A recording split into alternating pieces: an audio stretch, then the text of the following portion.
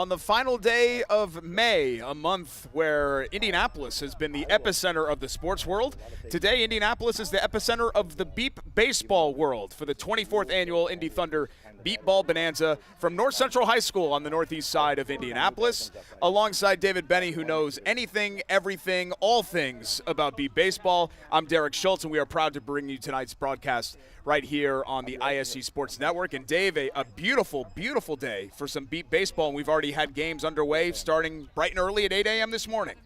It's gorgeous, and it's great to be back on ISC telecast. We have made this an annual tradition here, and this is one of the premier tournaments of the Beep baseball season. 8 teams are here, all trying to compete for one of the biggest championship crowns that you can win in Beep baseball, the Bonanza Championship. And lucky for our viewers, we actually have a bracket pool de facto championship game because the Indy Thunder won both of their games earlier today, and the Gateway Archers won both of their games. So the winner of this afternoon's game, a 2:10 first pitch, is going to advance to tomorrow's championship game tomorrow morning, a game that will also be right here on the ISC Sports Network. But the funny thing is about these two matchups, not only is it, I guess the I-70 rivalry, right, Dave, where you've got a team from St. Louis and the Gateway Archers, and then the team from Indy, the host team here in the Thunder, but two teams that are very familiar with one another, including an epic matchup last year in the Beep Ball World Series in the semifinals. Well, they have built quite a rivalry over a short period of time. Of course, the Gateway Archers are only a 5-year-old team, and that the Indy Thunder have been around for about a quarter century.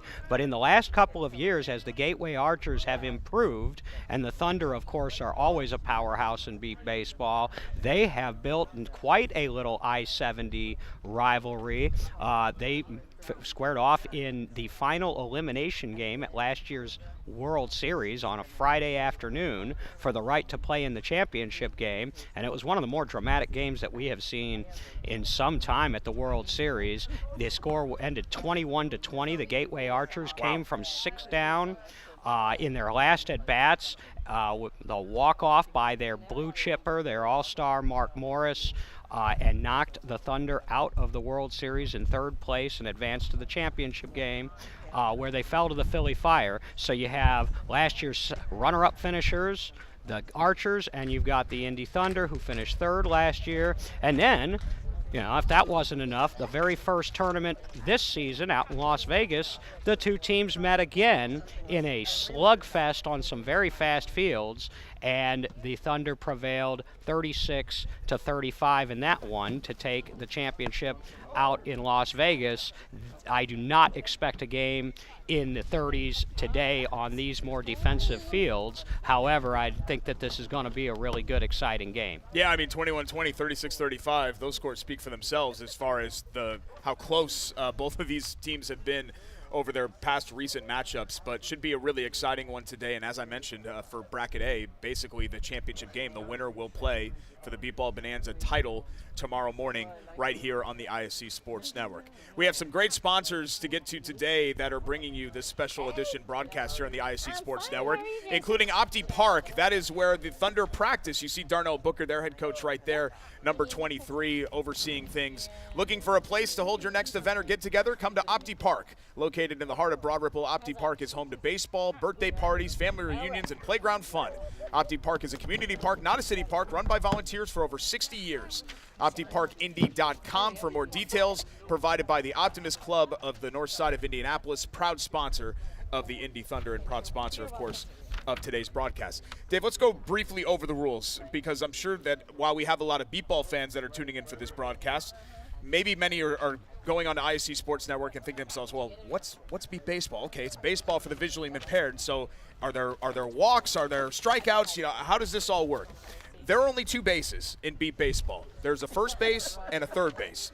The ball beeps and the bases beep to alert the batter where the ball is and when to swing and which base to run to. So sometimes you're going to see a batter run to third base. I know it's going to look a little bit strange if you're a baseball or a softball watcher to see somebody run in the opposite direction, but that's how it goes. They're going based on the sound of the base. Every single at-bat, I should say, either results in a run or an out. So either the batter gets to the pylon at first and third before the fielder fields the ball cleanly, and it's a run, or they do not, and it ends up being an out. The catcher and pitcher are both on the batter's team. They are both sighted. Jared Woodard, who takes care of the pitching duties for the Thunder, is a Hall of Fame Beep Ball player and one of the best pitchers this sport has ever seen. And he's done a great job so far today, Dave. I think you said only 4 strikeouts, right, on the Indy Thunder side. I have him at 44 for 48 in contact over the first 2 games today. The Thunder have only had to at-bat 4 innings total in their first 2 games of offense because they've put their opponents into the mercy rule.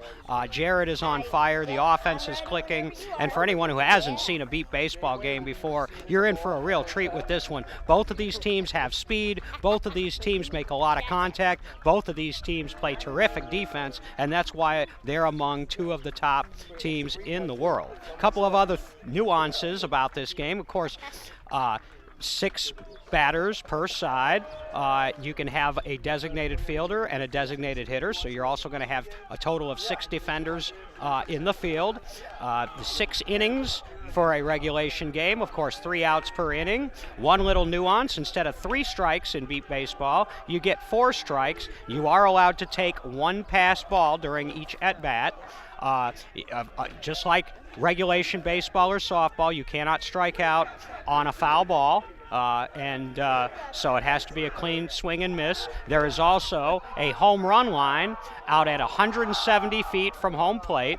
If the ball goes over the home run line on the fly, it counts for 2 runs, and it is considered a home run for scorekeeping and stat purposes. There's also a 40-foot arc, which the ball must cross to be in fair territory, and that's really a safety precaution so that you don't have defenders blindfolded charging up the back of their pitchers or a runner as he is charging toward one of 2 buzzing bases. And by the way, Kyle Lewis did go yard today. We have had a home run earlier today. Kyle Lewis of the Thunder hitting one, so it's not. It is rare, right, to see home runs, but not, unprecedented as some other accomplishments that you've seen, like catching the ball on the fly or things like that, which automatically ends the inning. It is rare, but Kyle Lewis now has done it twice this year. He hit one in Las Vegas, and he hit one earlier today against the Chicago Comets. He's hit several in his career. Just to give you an idea of how rare it is, we may see a half dozen home runs in any given season. I think the career home run leader is still Justin Holland at 7. So they don't happen very often, but it's sure exciting when they do. And there are players in this game, aside from Kyle Lewis, who's done it already today, who have home run potential. Aaron C. has hit home runs before. Justin Holland, of course, like I said, he's the all-time, according to our stats, the all-time home run leader. And Joel Talby's got power. We're going to see some of him today. And then on the Archers side, big sticks like Demetris Morrow, he's certainly capable. And then Steve Patton, if we see him come in at all today, he's hit one already in Las Vegas. He did that in the first tournament of the year as well. So if it's going to happen, and we've called one that I can remember on an ISC telecast, it could very well happen in this game. And it'll be the Archers to lead things off in this pool play championship game. And Mark Morris, Dave, you were telling me one of the best players in your league is going to lead things off here for the Archers. He is their catalyst. He is their spark plug at the top of their lineup and their defensive field general. And the pitcher, Mike Curtis, there wearing number 32 and a protective mask.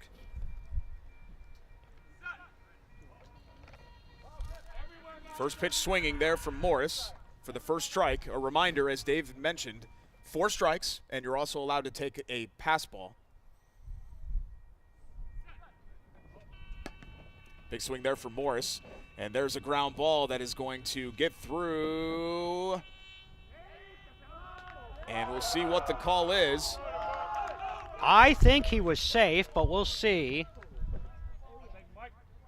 He's got a lot of speed, and that's where speed is a benefit in this sport. There's no throwing to bases, so once that ball's in play, it's a race to get control of the ball before the runner reaches the base, which is 100 feet down the line. We do have a double camera, and Morris did just get there in time for the first run of the game.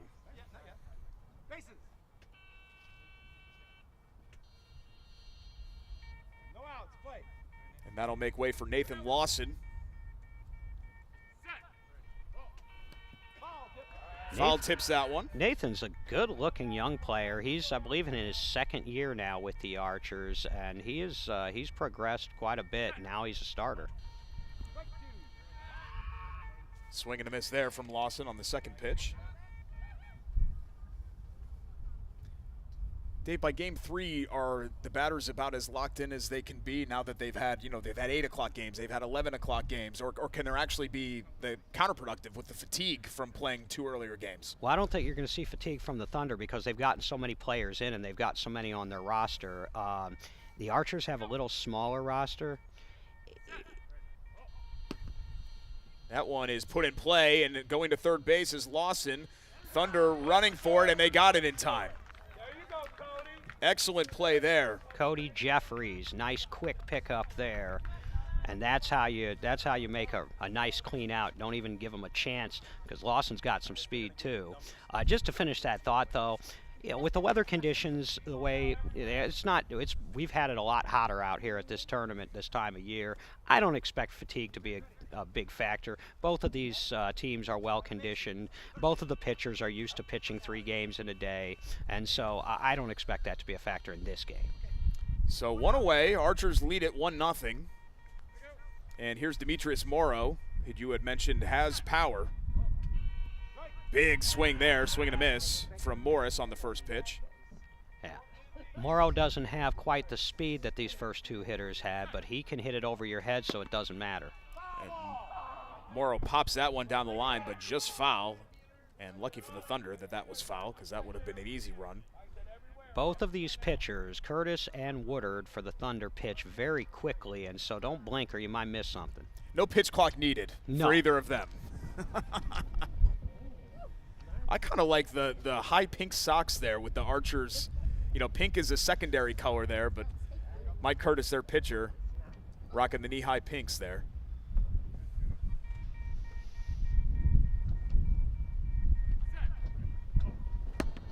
Morrow puts that one in the air with 2 strikes, and that is going to fall in all the way over to our forklift. You talked about the power, and sometimes you don't really need to hit it over the home run line. Of course, if you do, it's 2. But if you can get air under the ball, rarely, in fact, hardly ever is a ball going to be played or caught in the air. So you can give yourself a head start down to that base if you can get some hang time on the ball, because until it hits the ground, the defense really doesn't have a chance. Just eyeballing the replay, DB, he was 3 or 4 feet short of a home run there. I mean, that was very close. Dead center field there from Morrow, and it ends up being an easy run and the second of the inning here for the Archers, who lead it 2-0 with 1 away. Well, that's too bad. I wish you'd gotten it, Demo. I almost called your shot, baby.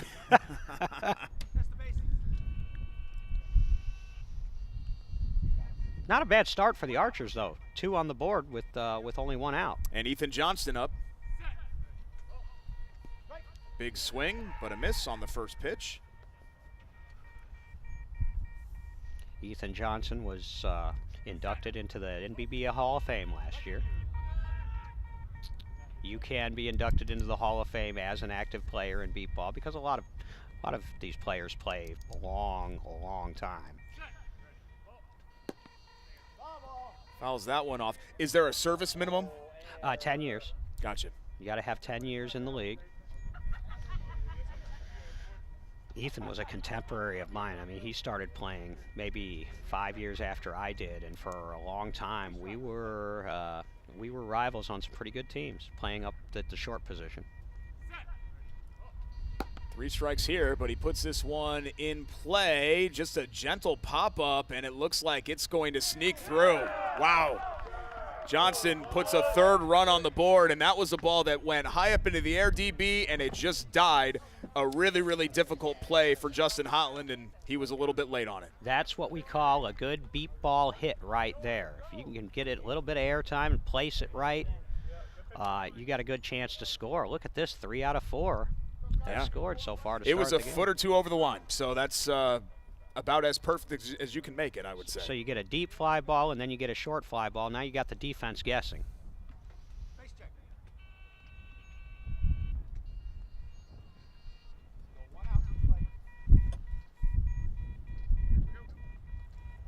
So 1 away in a 3-0 game here for the Archers. And that one is also put in play. Dead center field. And the Thunder get that one in time, I think. I think they got that one for the out. And that would have been Jeffries again. And it is the 2nd out of the inning. Thunder plays such good team defense. They communicate so well. They've got experienced spotters who get the zone call out really quickly. That might have been a run on most other teams, but not the Thunder. 2 out. And they can get out of this inning and try to limit the damage here. Well, and yeah, now you're at the 6th spot in the lineup, and what you don't want if you're the Thunder is you don't want Mark Morris coming back to bat in this inning. You don't want them to roll that batting order over. That's how you get into big innings and some crooked numbers. Here is Steve Patton to conclude the Archers lineup in the 6th hole. He hit a home run in Vegas, and as I recall, that was in that wild 36-35 championship game these two teams played. That one put in play down the line. Oh, that's a tough one. Thunder trying to dive for it and get it in time. Oh, we're going to have to go to replay for that one. Very, very close play. I think they might have gotten him. Both teams are cheering. I think he's out. Booker thinks he's out because he's telling his defense to bring it in. We got to check the replay here because Patton's trying to beat it out. The umpire can request a review where instant replay is available, and thanks to ISC, it is. In this game, there's nothing. I don't think the umpire's required. I think that's an out. I think that's the end of the inning. Yeah, I think he did get it just in time. And, you know, usually you say sometimes tie goes to the runner, but hey. In beep baseball, actually, the rule is tie goes to the fielder. Does it really? If okay. It is the reverse. Yeah. If the umpire cannot make the determination, some would say there's never a tie, but if the umpire cannot make the determination and there's no replay review available, it should be considered an out. By the naked eye, I thought the Thunder got him by a half second before he got to the pylon. Well, I believe this is John Lykowski umpiring out there today, and he is one of our most veteran umpires in the entire league. And he's been around since the 80s as a pitcher, field spotter, umpire. He serves as the treasurer for the National Beep Baseball Association. And it is, in fact, an out, so that's going to do it for the first inning. 3 runs for the Archers with the Thunder coming up to bat.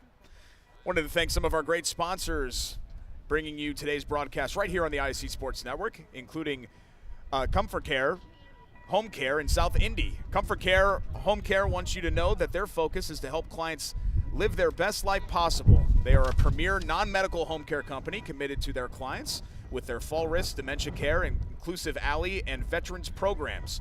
This Comfort Care South Indy office won the 2023 Franchise Office of the Year. They're a proud supporter of Team Indy Thunder.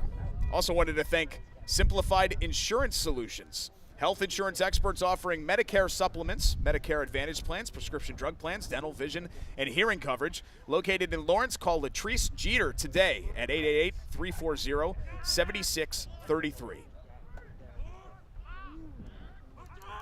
And like we mentioned off the top of the broadcast, you couldn't ask for better weather out here, DB.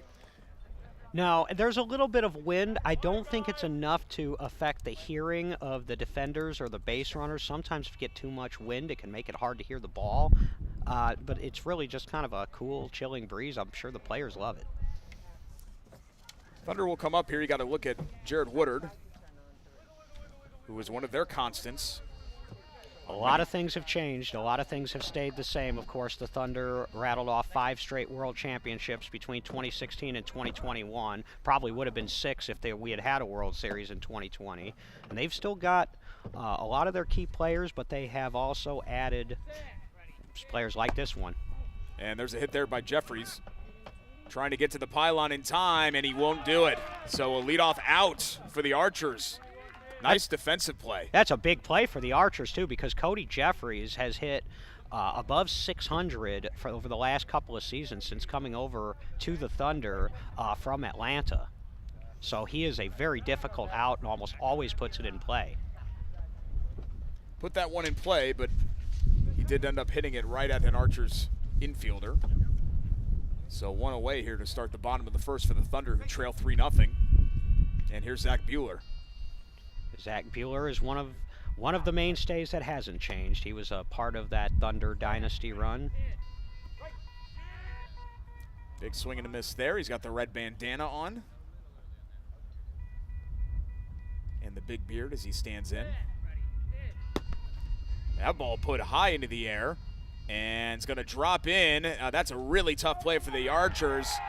Not sure if they got it in time. We're going to have to see where Bueller was on the pylon, but I'm pretty sure he's safe. Just the way that he's celebrating. I think he's in there, and I think he's celebrating that hit. That was a good hit. And Zach Bueller, we hadn't seen him at a tournament yet this year, at either of the Thunder's first two tournaments that they competed in. And so, but I saw him earlier today against the Comets and against Oklahoma. He's looking real good. Really good air time on that one, which can make it very difficult for the fielders when you get it high up into the air. We've seen a couple of balls go high up into the air today. And that's Jared's game, is get it on the top of their bat and try to get air under it if he can. Because he's got fast base runners, and he knows they can get halfway down the baseline before the ball hits the ground if he can place the ball right on their bat. And that one is put into play by Holland. Going to the pylon, and he is, I think he got there. I think he did too. And see, this is, Derek, this is vintage Indy Thunder offense. They're putting balls in play early in the count. They're not giving the defense any time to catch their breath. And as soon as somebody scores, they've got somebody else ready to go in the batter's box. And so this is probably the beat ball equivalent of your high tempo, high octane offense. I mean, they can put up runs in bunches doing this. Nice job by Ethan Johnson to make a play on that, but I don't think he controlled it before Holland hit the pylon. So ends up being a run and reduces the Archer lead to 3-2 here with one out in the first. And that one put into play by Aaron C. Oh, it's going to be a foul ball. Just foul. And Aaron he's another one. He's a banger. And these guys are making first pitch contact here. Jared's locked in. Looks like the Thunder are locked in. Aaron joking about having to huff and puff and run down there for that long foul ball, but good hustle. Yeah, and there's just no breaks in this Thunder lineup either. So from top to bottom, this is about what you're going to see. I don't think like I said, I don't think we'll see this game go into the 20s or 30s, but it will take some runs to win this one. One strike here on C as he stands back in. As we mentioned, 4 strikes, and you also get a pass ball, so technically 5 pitches. And that one put into the air, dead center field. Archer's looking for it. I don't think they controlled it in time. I think Aaron C's safe. And see, that's the thing. You can get your hands on the ball, but in order for a putout to be recorded, you have to have the ball off the ground, under control, and away from the body. So a couple of bang-bang plays that have gone the Thunder's way. We'll look at a replay just to make sure here. Great hustle from C up the line. Yeah, the Archers are just a step too late, it seems like, on defense right now, and a lot of that's the Thunder speed. But if the Thunder can keep hitting balls like this, they can take the Archers' best defender, Mark Morris, out of this game. I mean, Mark Morris was the defender on that play, and he was on the ball, just didn't quite control it in time before Aaron C. reached the pylon. So yeah. Just like that, after a leadoff out by Jeffries, 3 straight runs for the Thunder with 1 away as they tie things up here in the bottom of the first. And here's Kyle Lewis. And that's fouled away. He's the only lefty you're going to see in the Thunder lineup.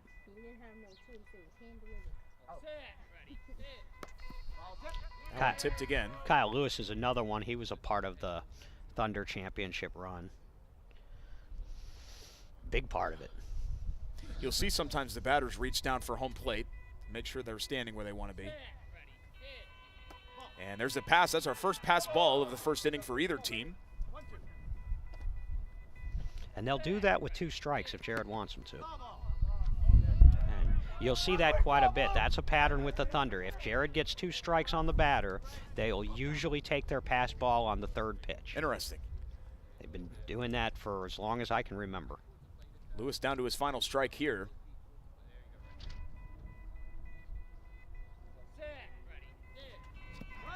And swing and a miss.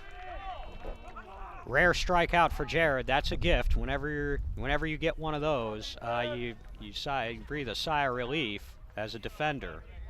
So they are going to call that the inning as the 3rd out. So that means that C may have actually been out with that previous play. So we're going to change the scoring on that and make it 3-2 as the Thunder are going back out onto the field. So the Archers get the best of the Thunder. 3-2 in that first inning. We'll come back with more next. It's the Indy Thunder Beep Ball Bonanza from North Central High School in Indianapolis right here on the ISC Sports Network. When a visit to the eye doctor ends in a diagnosis of blindness or visual impairment, Bosma Enterprises is there, providing low and high-tech tools that let adult Hoosiers keep living at home, and training that teaches people with vision loss how to cook meals, travel around their homes and towns, and continue their employment. Because the need for independence never fades, even when the sense of sight does. Bosma Enterprises. To give help or get help, visit bosma.org. 3-2 Archers heading into the top of the second inning, and we've seen a great ball game between these two rivals so far, one inning in, as the Archers lineup turns over with Mark Morris once again. It's still early, but if you're the Gateway Archers right now, you have to feel good about at least winning the first inning up 3-2. And the plays that they made, the defensive plays, were not easy plays either, so looking good on the Archers' end.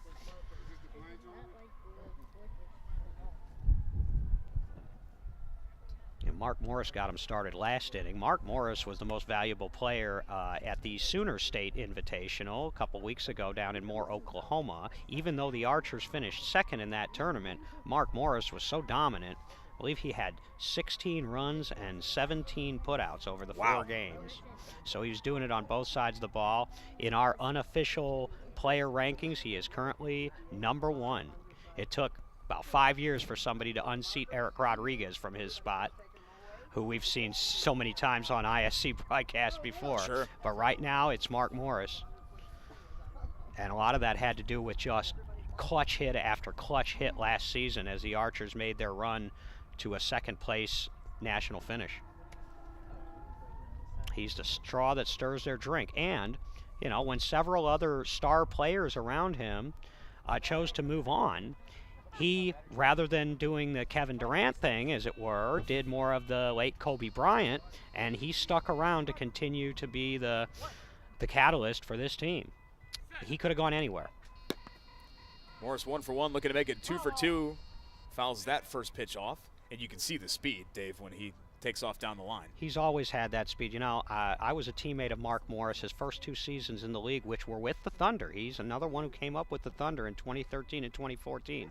We always knew the speed was there. We always knew the defense was there. It took him a little while to get his contact and his power to where he wanted it to be, but now he can do it all. And we've not yet shouted out Jason Frazier. He is the catcher and also helps guide the batters back to the batter's box, as you can see the shades that they're wearing. He is also the general manager of the Gateway Archers and the CEO of Mind's Eye Radio, their major sponsor and a major sponsor of the NBBA World Series.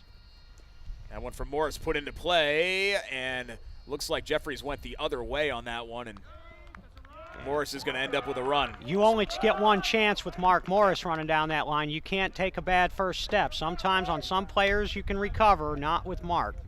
He's 2 for 2.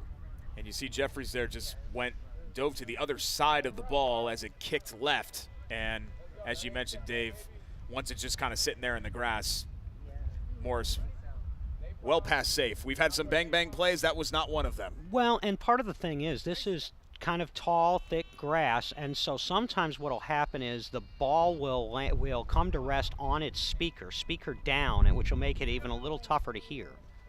I don't know if that happened there, but I know it happens. Nathan Lawson's 0 for 1. Sometimes when you see a player circling the ball, it's because it's on its speaker. Puts that one in the air, right to center field. Running that one out, and I don't think he got there in time. I think Jeffries got that ball. Lawson's looking back.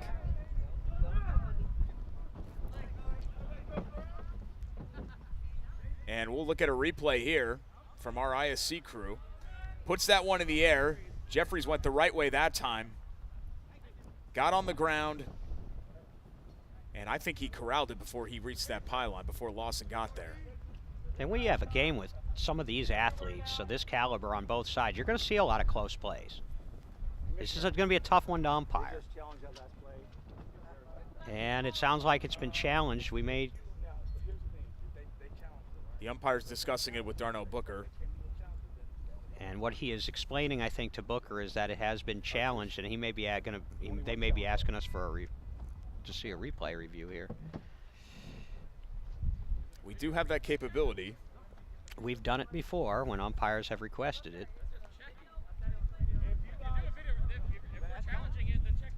Yep. They're going to come to us. They're going to come to us for this one, Derek. Our first replay review of the day. I think we had several of these last year.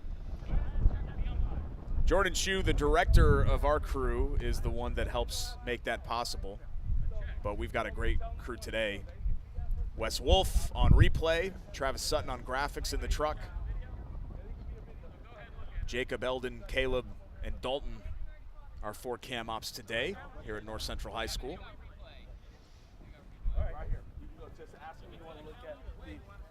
Okay. And they're going to the tent now, so they're going to take a look at Previous this play. previous Can we play. have a replay? While they're doing that, Yeah. on the other fields, you've got right now Chicago Comets and the Oklahoma ball is up. Lookouts. You've got. And he touches it. Okay. They're replaying this right now. You can hear the voice of the umpire there, and I think they're content with that being an out, because I think it's pretty clear Jeffries has that ball before Lawson gets to the pylon. It wasn't. He didn't have to take a long time to look at it. So my guess is he's going to stick with the call. And that is what it's going to be. The big game going on right now, in addition to this one, is the Philly Fire and the Indy Edge. The winner of that game, they're both 2-0 in the other bracket. The winner of that game will play the winner of this game tomorrow morning for the championship. So we could have an all-Indy final. We could, or, depending on what happens, we could have a rematch of last year's championship final here at the Bonanza, which was the Fire and the Archers. The Archers came out on top. The Archers won this tournament last year. The Fire got even with them in the big one, though, in the World Series, in the championship game. So all of these teams, all 4 of those teams, have the capability of winning this. So back to beat baseball here as Demetris Morrow stands in, takes a big swing. He's 1 for 1 today. Yeah, he crushed it his last time up. Just a few feet short of a home run on the fly, and as we had mentioned at the beginning of the broadcast, 170 feet. You can see the painted line out there. That is the home run line in the outfield. And that one put into play, and it's going to kick just foul as Jeffries went for it right there down the line.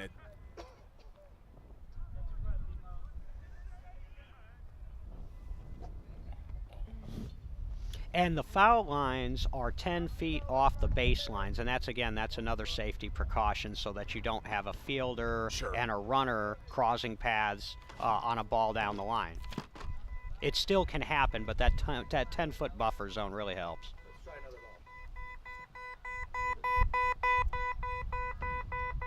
And you can hear our field mic picking up the beat baseball. And these athletes are playing this game by sound.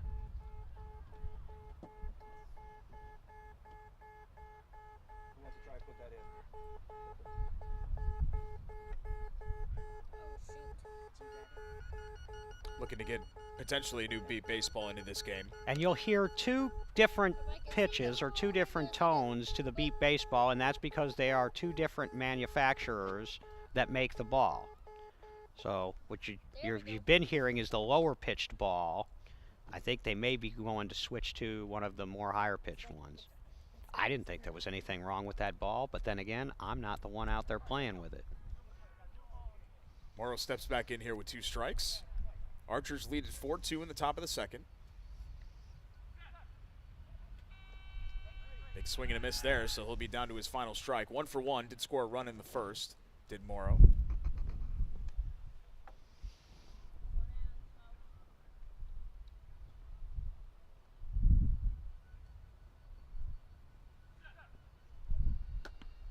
And that one put into play up the line. See if Jeffries can get that one. He dove the other way. Morrow's going to reach. And that's going to end up being a run for the Archers. Cody Jeffries is getting worked right now over there on that short left side. I don't know. Eventually, I think that the Archers are going to start spreading spraying the ball around a little bit more, but right now they're hitting a lot over there in Cody Jeffries territory. Aaron C. was the last line of defense, and he made a good effort at it, but not in time to get Morrow to make this a 5-2 game.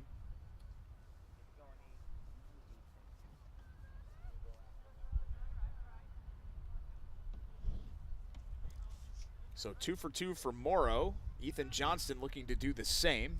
Scored a run in the first inning.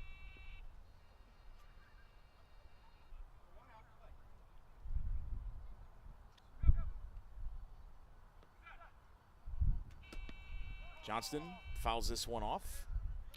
First offering from Curtis. Ethan Johnson, named Asabalo Truna, originally from Ethiopia. His story in beat baseball circles is, of course, very well known. And he's one of the best, even still. And that one put into play, a slow roller. Let's see if the Thunder can get that one before he gets to the pylon, and I think they did. I think Jeffries got that one. Well, they might not want to test Cody Jeffries over there too much, but they're making good contact, and that's really the #1 key. You can't score unless you put the ball in play, and once you put the ball in play, then you can start worrying about, as a pitcher, trying to position your pitch on the bat so that it goes to a certain part of the field. But I think right now the Archers are doing well putting the ball in play, and they've got a 3-run lead. 2 runs through for the Archers this inning. Kyle Borah looking to add to that. He's 0 for 1. Yeah, a lot of this has been the Morris and Morrow show so far. He said quiet, please. I'm sorry. Both of them 2 for 2. The rest of the Archers are 1 for 5. No, it's not. Third base is not working. And now I believe we've got a base malfunction that they're going to have to fix. Sometimes something will come loose, and these are remote operated, and so they'll have to either fix it or, worst case scenario, replace it. Now they're testing them out. I heard both bases that time.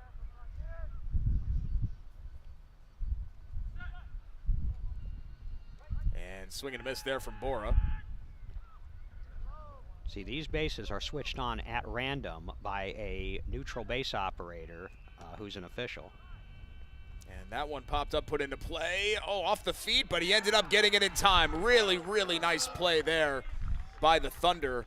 And that was Justin Holland. So it hit his foot, DB, and then he was able to reach down and grab it on the ground in time to get Borah for the 3rd and final out of the 2nd inning. Justin Holland, who has made a name for himself with his bat in his time in the league, his defense has vastly improved, and he wouldn't be playing up in the front line for the Thunder if it wasn't. So good play by Justin. Terrific play there. As we head into the bottom of the 2nd, a 5-2 game. Wanted to thank some more of our great sponsors bringing you today's Beat Ball Bonanza from North Central High School in Indianapolis, including Tito's. Love Tito's, turning spirits into love and goodness. Also our friends at Bright Ideas. Your logo on everything under the sun. Now with a new location at 9855 Cross Point Boulevard, Suite 116 in Indianapolis. And how about EverythingBroadRipple.com? They're a proud sponsor of the Indy Thunder. EverythingBroadRipple.com is your one-stop site for the Broad Ripple Gazette, Random Rippling's local news, calendar listings, maps, and local business directories, as well as all of our Broad Ripple history, stories, and photos. I know Darnell Booker, a proud, longtime resident of Broad Ripple. And Booker started this team, built it from the ground up, beginning in around the year 2000, and he's stuck with it. Next year will be their 25th anniversary of their Amazing. team. And he has had to build, rebuild, tinker with it, finally got it right, won 5 championships, and then they had to rebuild a little bit again. Now, here they are back in one of the top 3. And the Thunder will come back up to bat here after a somewhat disappointing opening inning. Jeffries started things off with the leadoff out. That one hit into play right away. First pitch swing, and that is going to be I don't know. We'll have to see on that one. We'll have Both to get the teams are replay. cheering a little bit tentatively. I heard out and safe. Talby ran right through the pylon as Morrow had the ball. I'm not getting yelled at. And we're going to have to see here. Here's the replay. Let's see it. So it got past the first line of defense. Actually got past its first two infielders. And you can't really see there. You see the two Archers players, including Morrow, going for the ball. And you just can't see when they corral it because Morrow's his back is to us, DB. And so the umpire may not have gotten a great look at it either. When you have to make a play, when they make a play with the back to home plate, it can be tough for the umpire. It has to be off the grass tops, though. Getting your hands on the ball is not enough. So we'll await clarification on whether that was a run or an out. As you heard on the broadcast, Thunder saying run, Archer saying out. And it'll ultimately be up to the umpires to decide what that result is. Meanwhile, though, I'm not quite seeing the pop yet from the Thunder batters that we saw last game. Well, here's Jeffries trying to make up for the out in the first inning, and that one is going to be, I think, an easy run. Ended up getting that one, so Jeffries gets on the board, and the Thunder are up to 4. It's a 5-4 game. Okay, so they did give So they Talby did give a him a run. run. All right. Yeah, 'cause then it'll tear the whole darn thing up. They messed it up before, and they had to, just a moment. And for those that don't know, as we're doing this, as we look at the replay here, the Jeffries hit, David and I have our backs facing the field because obviously these hitters and these fielders need it to be as silent as possible so they can hear the beeping of the ball and the beeping of the pylon when they're running and trying to get to the base or get an out. And so we are at the mercy sometimes of the umpires or the people on the field that are signaling and making the calls, and we can't directly see the umpires because we are over here in our broadcast location where it's nice and quiet for the hitters and fielders. That one put into play by Bueller, and it is going to be another run for the Thunder. Zach Bueller off to a good start. And so are the Thunder here now as they put 2 in with 3 in now. 3 in a row here to start the bottom of the second. And that one more of a bang-bang play. Archer's trying to go for that one. I think that was Lawson trying to get that ball. And just a little bit late there. Bueller showing off some of the wheels to get the 5th run on the board. Still nobody out here in the bottom of the second inning as the Thunder have pulled even. I mean, Bueller still has those wheels. He's battled through some injury issues. He plays multiple sports, and so his body takes quite a beating, but he's still got the speed, and he runs a good straight base. Justin Holland will step in. He probably made the best defensive play that we've seen so far in the early portion of this game. Kicks it to the right. He started left and then had to go back to first base. But I think they're going to say that that was a foul ball.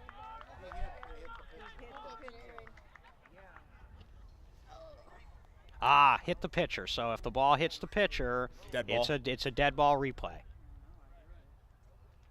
Or a no pitch, as you were. Oh, so Holland got a good piece of that, too, right off the bicep-tricep of Jared Woodard.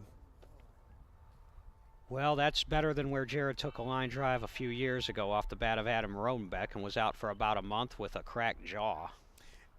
And, yeah, you see the helmets and masks. That was a little bit different than 4 years ago. You didn't see that as often. It's not required, but a lot of pitchers are switching to that, and a lot of that was because of that. That was a scary situation. I don't think Jared thought he was hurt as bad as he was. Holland down to his last strike here. He can take a pass. And he will there. So this pitch will determine the at-bat for Holland. And that one he puts up into the air, into left field, and it is going to drop in. And another run for the Thunder. The first 4 batters have scored, and Indy has their first lead, 6-5. And that's almost an impossible play to make for a defender because the ball was in the air so long. By the time it hit the ground, you had about a second to try to pick the ball up before he hit that base. Yeah, you can see Johnston running it and almost trying to run under it, and then he runs past the ball, and then it drops, and then there's no fielder around, and an easy run there for Justin Holland and a great at-bat. And that'll make way for Aaron C., who's 0 for 1. So now you see the Thunder rolling a little bit here. And this is what they can do. They go on these runs and they score in bunches. C fouls that one off the end of the bat. The contact has just been incredible so far. Very few clean swing and misses. We've had some foul balls, but a lot more balls put in play. And you mentioned we've had stoppages for replays and beat baseball and pylon checks, but for the most part, these pitchers have kept things moving. That one, a dribbler, and it's going to kick foul. Second strike for C.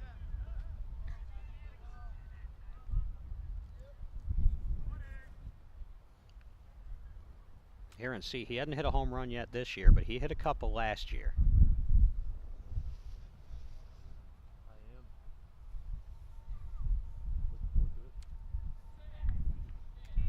And Woodard is going to take a pass there. As you mentioned, 2 strikes, and that's usually how the Thunder do it.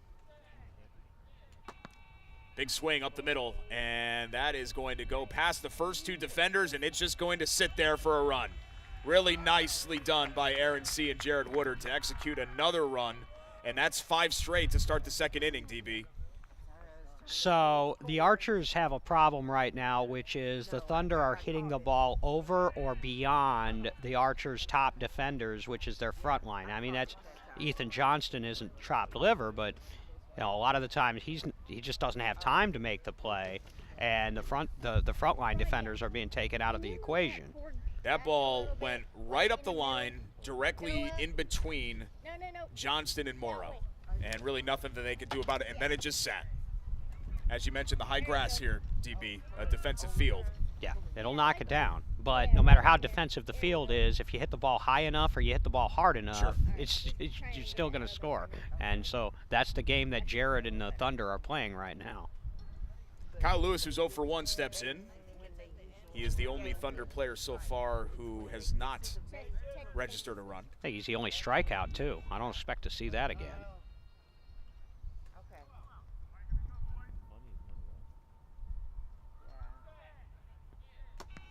Big swing. That one is up into the air. And it's going to drop. Morrow can't get it. And I don't think the Archers got that one in time.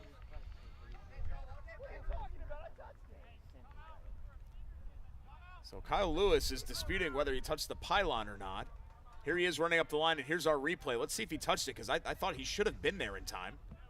Yeah, you have to touch the bait. You don't have to knock it down. You don't have to tackle it, although that's the idea. Now, it's hard to see if he reaches out his left hand, and it's hard to see if he brushes that or not. Because if he did not, it's going to end up being an out. But he would have been easily safe. Correct, and that's why the idea is, and Kyle's a veteran, I mean, mistakes happen, but the idea is to run right through it. Yeah, and as you look at it, you see the blue pylon move a bit, which suggests that he did hit it with his fingertips. Yeah, of course, the Archers will say it was the breeze, but... You see the pylon kind of gently move,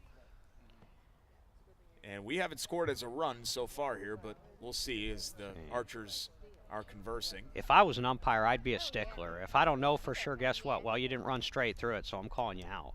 But it's going to be an umpire's judgment. Did he see him touch the base, or didn't he? Doesn't feel like you see those breeze bys a lot, DP. Generally speaking, the pylons are tackled, and you know what I mean? There's a lot of contact with those, and sure, Kyle Lewis kind of ran by. But again, and you're judging it all based on sound, and you're running at full speed, and so if you are just a few inches off and you realize it at the last second, then you're throwing your arm out to see if you can just slap it.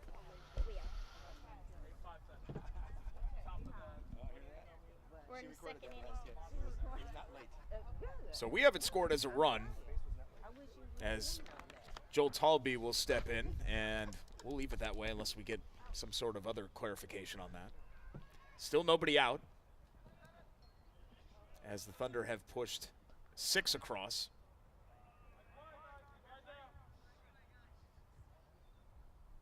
Yeah, the Archers need to think about getting an out here. it's easy for me to say, but that would be their best bet here. You don't want the Thunder to start pulling away, especially when they have the last at bats. Talby puts that opposite field and up the line, and Morris. I think he got it.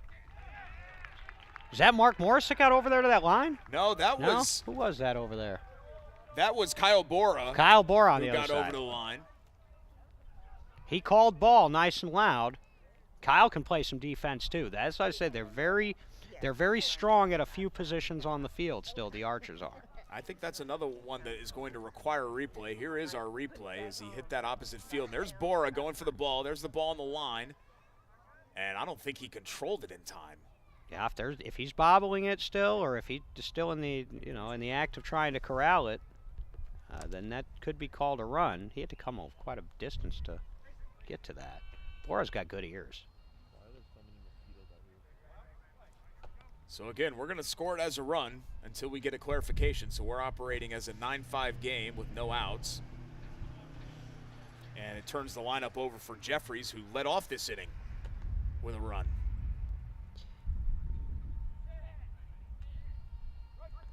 Big swing, but a miss. Some umpires will be nice and loud for the benefit of all the players to let everybody know what the safe out call very definitively. Mike Woodard, who we had umpire the championship game here last year, is one of those. And some are a little bit quieter, so I don't know. We may not be able to hear John's calls.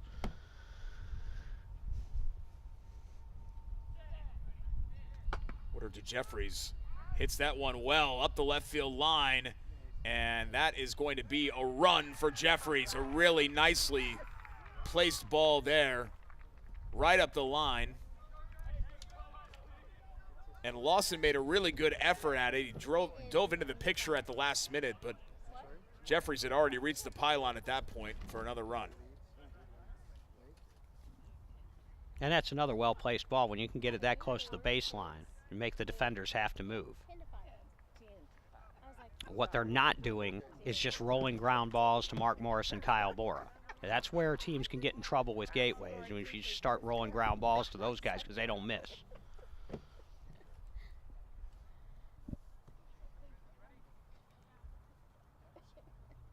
(10-5) game. Nobody out here in the bottom of the second for Zach Buehler, who's 2 for 2.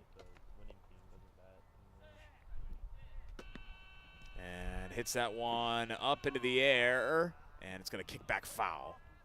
Put the brakes on. Straighten it out. Let's get some hang time. So Buehler retreats back to home plate to take another crack at it. 2 for 2, and he got the scoring started for the Thunder in the first inning. Zach Buehler was a world champion the first 5 seasons of his career. He came up in 2016, and that's when the Thunder run started. Big swing and a miss there. That pitch did kick a little bit outside. We've seen Jared Woodard pretty dialed in today. That one might have gotten a little bit away from him.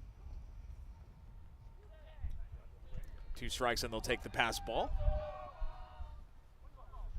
So you see the pattern developing there? 2 strikes and they'll take one. That's the strategy. Big swing and a miss there by Buehler, so he's down to his final strike. We've only seen 1 strikeout in this game, and it was Kyle Lewis in the very first inning. And that one put into play up the left field line. That's also where Buehler is going, and he's going to be able to make the play. Morris unable to come up with it. If Morris had fielded that cleanly, DB, that would have been an out, but he dove for it. Ball kind of squirted away from him, and when he tried to recover, Buehler too fast for him. Now, and what can make it tough on a defender in that situation is you're going toward the line trying to hear the ball, and the base from that same side is going on. The runner's running toward the base, and that make it a little bit tough.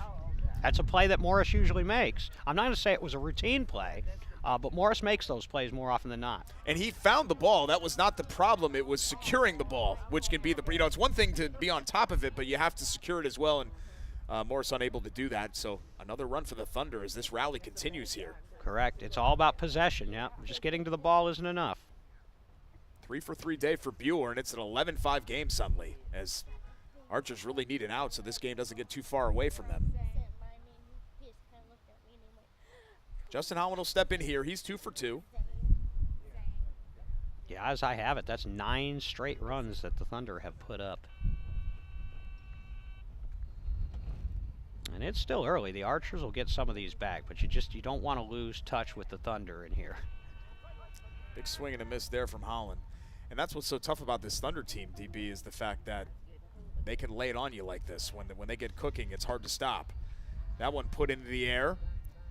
Opposite field, is it going to sit there? Just rolled in front of the line, so very fortunate. That's the type of break that the Archers needed. That would have been an easy run for Justin Holland, but the ball landed past the line, bounced twice, and then squirted back behind the foul line. Ugh, game of inches. Well, maybe that'll turn this inning around for the Archers a little bit, but like you said, you know, the danger with the Thunder is that they have scoring potential from any position in the lineup. Yeah, sometimes you've got at the bottom of the lineup somebody who's maybe more of a defensive specialist, not the Thunder. Do it again. As Darnell takes Justin Holland back to home plate to dial it up again. Wanted to thank our friends at the Shop Indy. Speaking of Broad Ripple, the Shop Indy has one of their brick and mortar locations right there on the strip in Broad Ripple. TheShopIndy.com, where vintage never gets old. Brian and Alex and the whole shop crew. Great guys, great stickers, great t-shirts. I got no base. Love the shop. I've probably spent too much money at the shop over the years, if there is such thing. First base is not working. No third base. Oh, third base. My bad. Well, it sounds like we've got a base issue again. They're saying third base isn't working. First base is working. Now, Justin Third- Holland, he was a Gateway Archer last year, helped lead them to their second place finish, runner-up at the World Series, and went to the Thunder this year. And prior to being with the Archers, Justin Holland won a couple of world titles with the Indy Edge. Big swing and a miss there, and Holland's going to be down to his final strike. He did take a pass while we were talking about the Shop Indy there, so this will be the final pitch of the at-bat.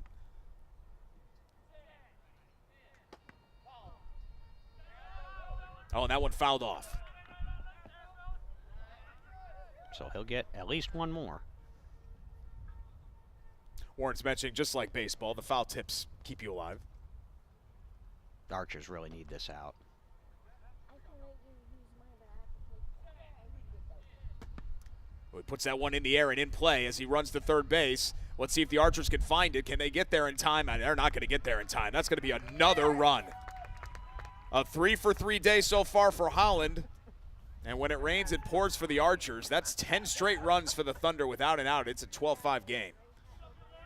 And it's really tough, and most of these haven't been for, lack of defense. These have just been really good hits, either hard, high, or very well positioned on the field. This is vintage Indy Thunder offense right now. Yeah, DB, that was a nearly impossible one as he got that high up in the air, and I was thinking it wasn't going that far. That very nearly was a home run from Justin Holland. That's how far the ball carried. Died a couple of feet in front of the line and then rolled over, and there was really nothing any of the Gateway Archers could do to stop it. Justin has got incredible strength. I mean, he body builds aside from beat ball, so that doesn't surprise me. Big swing there from Aaron C. as he runs towards third. Is he going to get there in time? He is. Another run as the Archers can't locate the ball, and it's a 13-5 game. They may need to check on that ball to see if it's still beeping. Now, if it's not, if the umpire can't hear it, then it's a dead ball replay. The base is on. They said I the didn't ball even died. see an They're saying Archer the ball defender died. Yep. get in the picture. And that's probably because they couldn't hear the ball. I wonder if that ball is dead. We'll see. If they bring him back, that means it's going to be a dead ball and a re-pitch. Yeah, they are handing, it looks like, Aaron C. a bat again, so we may redo this one. Killed the ball. Balls can only take so much of a beating. Now, as it stands right now on a dead ball, the count does not reset. It's just a no pitch, so you come back with the same count. This broadcaster would like to see that rule changed back to the way it used to be, where if you crush one and it goes dead through no fault of yours other than a good hit, you get a new count, because I think the disadvantage is almost always on the offense in that situation. Yeah, it's a situation where it's nobody's fault, so nobody should really be penalized for that, right? No, the bug. Did So you would find think that Right. the count would just reset, but it? Did you get it? Right. Of course, the alternate argument is, well, you're penalizing the defense because they couldn't make a play by giving the batter Fair. a new count. And I'm not saying that balls can't die on dribblers or little ground balls, even foul balls sometimes, but more often than not, when they die, it's because they've been cranked, and it's a ball that is, has a good chance to result in a run. So that's just my opinion. Jerry Wendell, who's been on this broadcast before, he will take the other position. And what fun is sports if you can't argue about things? And like we that? have been for about the last decade, and neither one of us is going to convince the other one that we're right. But right now, he's winning the argument at the legal level. So How many beat baseballs would they take with a tournament like this with so many games? A dozen? with More? a tournament like this, I would say, because you've got 4 games, you've got 4 games per time slot and 4 time slots, including the placement games tomorrow. So that's 16 games. I would have at least, the way we're going through them now, at least 5 per game, Gotcha. Okay. just in case. So I mean, I would have 80 balls. Oh wow. So I was way off there. Now they have 250 at the World Series just in case, and we have gone down to the last batch on a few World Series too. We're working on the balls. We're working on durability and affordability mainly, and availability too of the beat baseballs. So Swing and a miss there from Aaron C., who is back to the batter's box. I believe, and we can maybe check on this, I believe he has 2 strikes now. I think that was a second pitch that he hit. So I think this is strike number 3 that he just swung and missed at, but we'll obviously get some clarification on that depending on the result of this pitch. Takes the pass ball there, but he did take the pass ball there, which they usually do with 2 strikes, DB. So maybe that was a first pitch swinging from Aaron C. I thought he had a strike. that's when he a made pretty contact. good indication that there's 2 strikes if they take a ball. That one he fouled off, so I guess it doesn't matter at this point. Now we know it's a full count either way. 12-5 game here in the bottom of the second. And C puts that one in play. Oh, and I think he got that one in time. A nice play. He put his body in front of it. Right to him. Did Ethan Johnson. Actually, that might have been Demetrius Morrow who made that play. And it took him a second to corral it, but I don't think C got to the pylon in time. And he did it. No, that's going to be an out. So the first out of the inning. And a 2 for 4 day so far for Aaron C. Hey dear, I need some balls out But a of much needed out, DB, to stop some of the bleeding. Thanks. Yeah, they needed that. Sometimes, I mean, just like any other sport, this is a game of momentum, and so sometimes that's all it takes, and then you can kind of lock in. And but this, again, the Thunder hitters and Jared Woodard have had a lot to do with this rally. This isn't the defense not making plays. This is just the Thunder putting on an offensive clinic right now. And they're checking out some of the baseballs again just to make sure everything is in proper working order.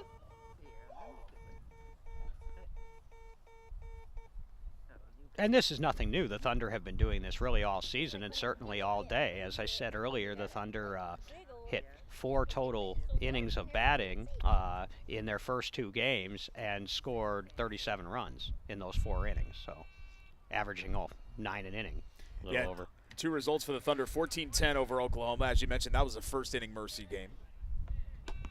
And that ball hit into play by Kyle Lewis, but an out. Another diving play by Morrow, and back-to-back outs for the Archers, who have suddenly recovered.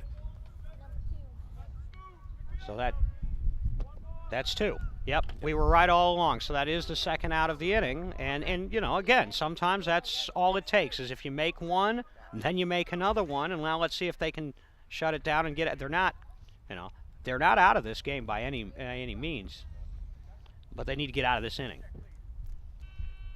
Joe Talby comes up here in the 6th hole. And they need to get out of it here because, you know, if you turn the lineup again, then you got to deal with Jeffries and Buehler and Holland. Little dribbler in play. Let's see if the Archers can locate that one. I think he's There out it again. is. 3 straight outs. So a really nice job by the Archers to get themselves out of it, but the Thunder put up 10 in the second inning. They take a 12-5 lead. We're through 2 at the Indy Thunder Beep Ball Bonanza right here on the ISC Sports Network. Bosma Enterprises gives Hoosiers with vision loss the tools and training they need to keep living at home. To give help or get help, visit bosma.org. Bosma Enterprises, visionary solutions for the blind and visually impaired. Bosma Enterprises gives Hoosiers with vision loss the tools and training they need to continue their employment. To give help or get help, visit bosma.org. Bosma Enterprises, visionary solutions for the blind and visually impaired. Welcome back to North Central High School. It's the Beep Ball Bonanza, and what you're seeing here is a demonstration at beautiful Victory Field in downtown Indianapolis of Beep Baseball for the gathered fans there. Kind of a cool opportunity for the Thunder and everybody that enjoys Beep Baseball to put on a show for baseball fans and softball fans and show them what Beep Baseball is all about. The Indianapolis Indians have been great supporters of the Indy Thunder for several years now, and it was good to see them be able to do a demonstration there at Victory Field. I believe that was Wednesday or Thursday. Jared Woodard threw out the first pitch in that game, the Hall of Famer. And that's cool. Jared Woodard was a pitcher for his high school team back when, and a pretty good one. Steve Patton, the 6 hitter, leads things off here in the top of the third for the Archers. Big sweeping swing and a miss. Got a 12-5 ball game here. It was 3-2 after 1. Archers only able to add 2 in the second inning, whereas the Thunder responded with 10 as another swing and a miss for the second strike for Patton. And it's probably hard to sit that long and then get back up to bat again after a 10-run inning. Well, and it can be tough when a defense has to stand out in the field for as long as the Archers did. Puts that one in play, a little dribbler. Let's see if Jeffries can find it in time. And he did get it in time. Great effort for Jeffries. He dove to the opposite side of the ball and then made contact with it with his knee, was able to feel it from there, but actually sort of bobbled the ball from there, but was still able to secure it before Patton got to the pylon as he was running up the line searching for it. Jeffries and Holland both started their career with the Atlanta Chaos, but when they got here to Indy, that's when they really became, I would say, all-tool players. The defense, they've always been hitters, both of them, but their defense really picked up. And, you know, they started their careers playing together, and Justin, you know, played for the Indy teams first because he's from Carolina originally, and North Carolina doesn't have they don't have a team. And then last year, Cody came to the Thunder. Justin came there this year, so now they're reunited and they're playing good ball together. Back to the top of the order, Mark Morris is perfect today. He's 2 for 2.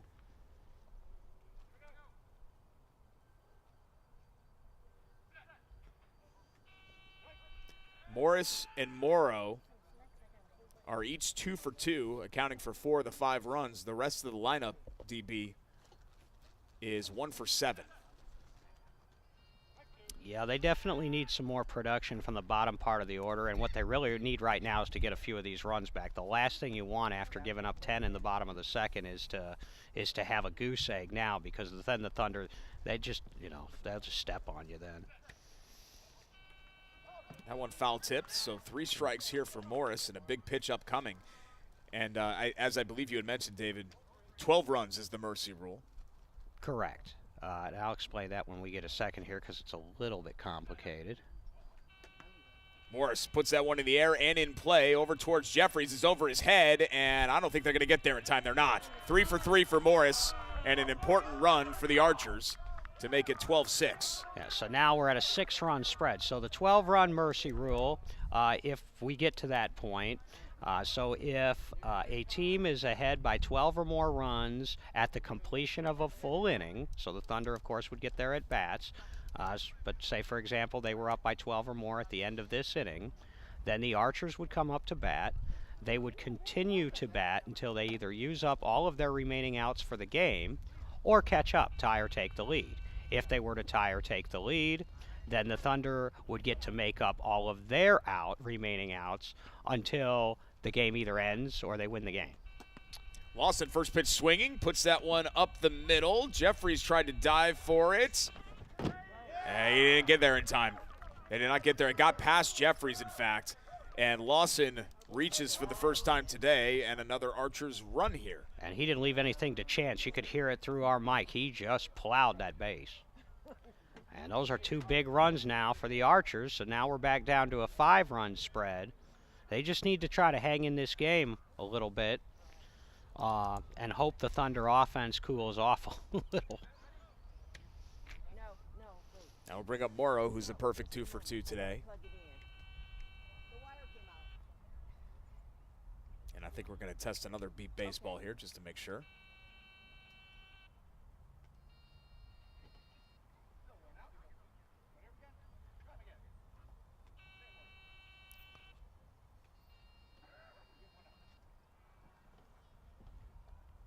And they're ready. I think they're good to go. Morrow puts that one high into the air, into left field. It's way back there. Oh, what a terrific play. I think they did get the out in time. Is that Bueller back there? It was Bueller, and way deep in left field. And Morrow really put that ball out there, and Bueller was able to fall and then corral it right before, I think just a hair before. Let's look at the replay before Morrow touches the pylon. Because he bobbled it at first, DB, but then he was able to corral it right before Morrow tackled the pylon. So a big out there for the Thunder. What a fantastic play by Zach Bueller. You know, it's one thing to pick up ground balls, but when you can do that as a deep line, backline defender in deep left field, that's just a heartbreaker. And that's why Zach is generally considered, if not the best, certainly one of the top 2 or 3 left fielders in the business. And the first time that the Thunder have retired Demetrius Morrow today. So Johnson steps in with 2 outs. Archers have put 2 across here in the 3rd inning, but not much of a response considering the Thunder just put up 10. Big swing and a miss there from Johnston.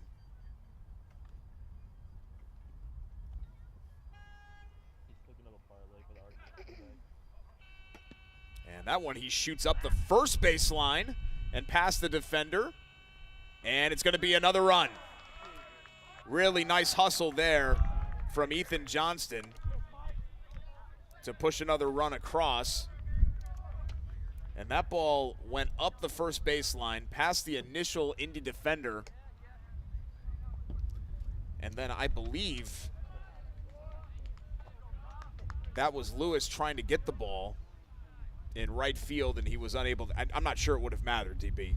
No, and Ethan, you know, even after, nearly 20 years in the game, he's still got some good wheels. And so he'll beat those out more often than not. Boy, those are important runs here to kind of quell the Thunder surge a little bit. Kyle Bohr is 0 for 2, trying to add to the Archers' 3-run total here in the inning. Puts that one in play, up the third baseline. And it's corralled by Jeffries. A really nice play to end the inning for the Thunder. So Gateway pushes 3 across in the top of the 3rd to dent the Thunder lead to 4. But still a 12-8 game as you see the replay with Jeffries. Terrific defensive play to get Indy out of the inning. Thunder coming up to bat here on the ISC Sports Network. When a visit to the eye doctor ends in a diagnosis of blindness or visual impairment, Bosma Enterprises is there, providing low and high-tech tools that let adult Hoosiers keep living at home, and training that teaches people with vision loss how to cook meals, travel around their homes and towns, and continue their employment. Because the need for independence never fades, even when the sense of sight does. Bosma Enterprises. To give help or get help, visit bosma.org. Welcome back. Just a picture-perfect day here on the north side of Indianapolis for the 24th annual Indy Thunder Beat Ball Bonanza. Alongside David Benny, I'm Derek Schultz. Thrilled to have you here on the last day of May, a beautiful Saturday afternoon. Wanted to thank some of our great sponsors who make this broadcast possible here on the ISC Sports Network, including Kane and Abel.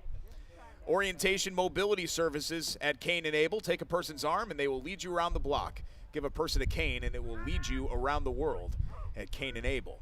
Also, Big and Small Paws. Big and Small Paws 317 offers dog training and boarding, free dog training consultations, and in-house private training with payment plans available. Plus, there's ADA training, group training sessions, and dog boarding packages too. Call 317-603-2292 for more information at Big and Small Paws. I have a very moody 11-year-old Shih Tzu, Dave, and we've given up on training him as they put that ball into play to start the third inning. We're already starting to talk about dogs, and I think that's going to end up being an out. I can't quite tell from the camera angle, but that is Jeffries who led off that inning, first pitch swinging, and I think an Archer's defender got that one in time. I think so too. But we will wait and see. Yes. And you can educate me on dog habits and so forth because I've always had cats. Cats are just good at doing their own thing and taking care of themselves. And my dog is very needy. I actually think that's a run. I don't think the Archers corralled that in time. So they had two defenders over there, including, that looks like Morris, and both of them reaching for the ball as it squirted away, and I think that ended up being a run for Jeffries. And that's not the first time we've seen that. So what needs to happen there is they need to communicate, and somebody needs to call the other one off so that they're not, because sometimes when you're reaching for it at the same time, you knock it away from a player who's in better position to make the play. The spotters can't talk to them, but the players, of course, are allowed to communicate with one another. That'll bring up Bueller, who made a terrific defensive play last inning for an important out. 13-8 ball game. Puts that one high into the air, running up the third base line. Let's see if, it kicks away from an Archers defender and kicks away from another one, and another run for Bueller. Zach Bueller looks like he's back in championship form here. He has been arguably, well, along with maybe Cody Jeffries, the best all-around player we've seen on the Archers for the Thunder this game.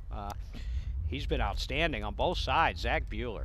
4 for 4, and that was like a perfect pitching wedge shot where he put it high up into the air, and it was going to land near an Archers defender and then just kicked about a half a foot the other direction, and that makes it very, very difficult on the defense when the ball is squirting away from you. Sometimes you don't need the 2-iron. Sometimes the pitching wedge will do. And that'll bring up Justin Holland.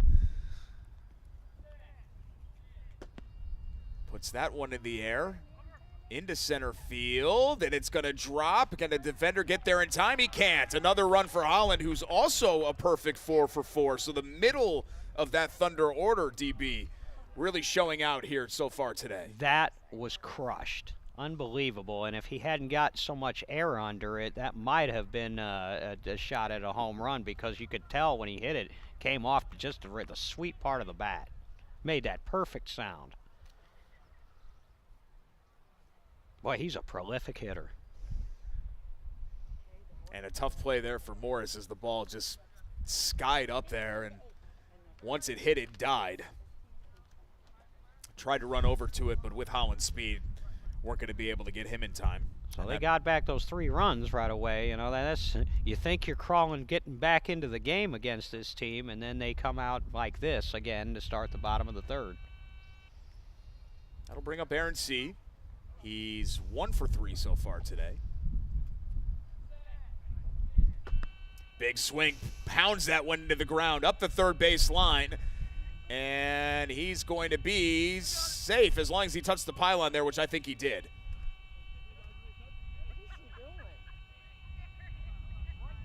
Well, they kept the base on. We're going to make sure that he touched the pylon. The only question is whether he touched the pylon or not, because C definitely beat the defender to it. And you hear the umpire and talking with one of the volunteers about it. Because Nathan Lawson did not get that ball until Aaron C. was even well past the pylon. So the only question is whether he touched it or not. If he didn't, it's an out. Well, I thought he did, but it's almost impossible to tell from that angle. Because I don't actually see the pylon move here for Aaron C. He dives for it. Here he is diving for it, reaching out that right arm. Did he make contact with it? Now, does it have to be your hand DB? Could it be your foot? Could You any can, part of the any body? part of the body. Now, Okay. what you can't do is pull it down by the cord. Okay, the cord Gotcha. doesn't count as part of the base, but it can be any part of your body. Because his cleats go flying as well, and we're trying to determine from the replay if any part of his body, because I'm not so sure his hands touched it. So you see C dive for it right there. Now maybe that left Slow motion heel, on that base. but that's a really tough play to see whether he actually made contact. It didn't look I can't tell. much like the pylon moved. Well, if the umpire can't tell, ordinarily he's going to call it a missed base. I think it moved. Oh, he's. And you see the very top of it from that One more angle, time. that angle that we just saw, the very, very top of it, it looks like it does brush, and I think it actually was Yep. the right hand right there. So I think he did Okay. slightly make contact with it. But that is the second close call now, because we saw Kyle Lewis do that earlier for the Thunder here on a missed base. So if there is one thing that we can say that the Thunder maybe need to work on a little bit, it is running these straight bases. I know I'm nitpicking here, but you have to do that with a team like this because they do so many things well. But that can really cost you at the World Series because you won't always get that call. So we did hear a cheer. It depends on who we heard that cheer from. And they did say safe. So it was Aaron C., they determined, did touch the pylon there. But, man, that is about as close as it gets. I mean, the very top of the pylon, I think you can. With Kyle Lewis, you could see it move. So you kind of knew that he brushed it, but you could tell that he definitively brushed it. There with Aaron C., you had to look at that reverse angle, showed the very top of the pylon, I think, just so slightly moving. But it is a windy day out there, too, Dave. It is, and the wind is blowing, I think, toward the bases. So, like, the best way to leave no doubt is just to tackle that baby, run straight through it, like a tackling dummy. Here's Kyle Lewis, squirts that one to the right side. He started to go to third, went to first. Let's see if Morrow can get it in time. Now, he's on the ball. Now, did he control it or not? Because Morrow was on the beat baseball, but I don't know if he actually controlled it. I don't know, but it's getting a little sloppy with the base running. Now, maybe they're having trouble hearing one of the bases or the wind's picking up, but now he took a wrong step. So you see Morrow's got it there, and then he's just kind of laying on the beat baseball. Now you have to control it with your hands, correct? Yes, you have to have it off the ground. So if you're laying on the ball, it's not off the ground. And one of the umpires has the beat baseball there. So I think it's dead. what they're saying is that it might have been a dead ball. If they bring him back, yep, that'll be your indication. So maybe that's why you didn't see Morrow kind of go for it and try to hold it up in the air and control it, because he felt the ball hit his foot, and then he just kind of lay there on it while Kyle Lewis was running to the pylon. Now on a dead ball, once it's in play, the disadvantage as far as fielding the ball, of course, is on the defense. So you are allowed to make a play on a dead ball. If you can hear it rolling through the grass, make a play on it. There's a misconception that if it's a dead ball, you shouldn't mess with it at all. If you can hear it rolling, because if you make the play in time, dead or not, he's still out. The only thing you risk is, I suppose, if you pick it up and it starts beeping again, you won't get the call. But it happens. You can make a play on a dead ball.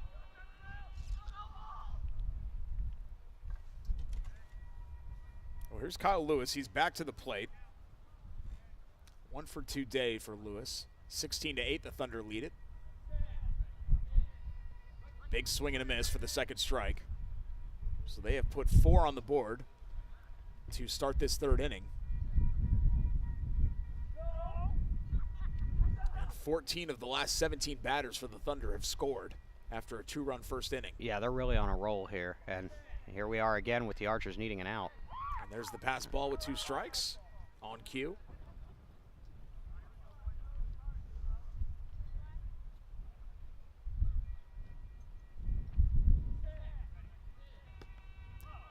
That one grounded foul.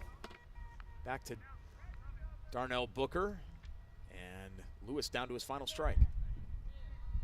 Oh, and a big swing and a miss, and that's the second strikeout for Kyle Lewis, an important out for the Archers. Kyle Lewis with both Thunder strikeouts in this game. He wasn't striking out last game. He hit a home run, but struggling a little bit here. Although, look, I think this is the 4th time in this game through this batting order now, and only 2 strikeouts for Jarrett, so that's a total of 6 on the day. In better than 60, I mean, his contact rate is above 90% right now. And, you know, the 2 previous games, this is his first string. This is generally what you'll see as in their starting lineup. The first 2 games, not so much. That ball hit into play by Talby. Is it going to stay fair? It is. It dies on the first base line. That's a run. I think he ended up getting there. Great effort by Talby to just beat that one out. And that ball just sat on the first base line, and it was not controlled in time by Bora, who made a great effort on it. But a bang-bang play. Talby just beat it for another run for the Thunder to make it 17-8. And now with 1 out and a 9-run spread, now you're getting back into that danger territory of the 12-run rule. And you've got the top of the order up. And here's Jeffries, who's 3 for 4 today.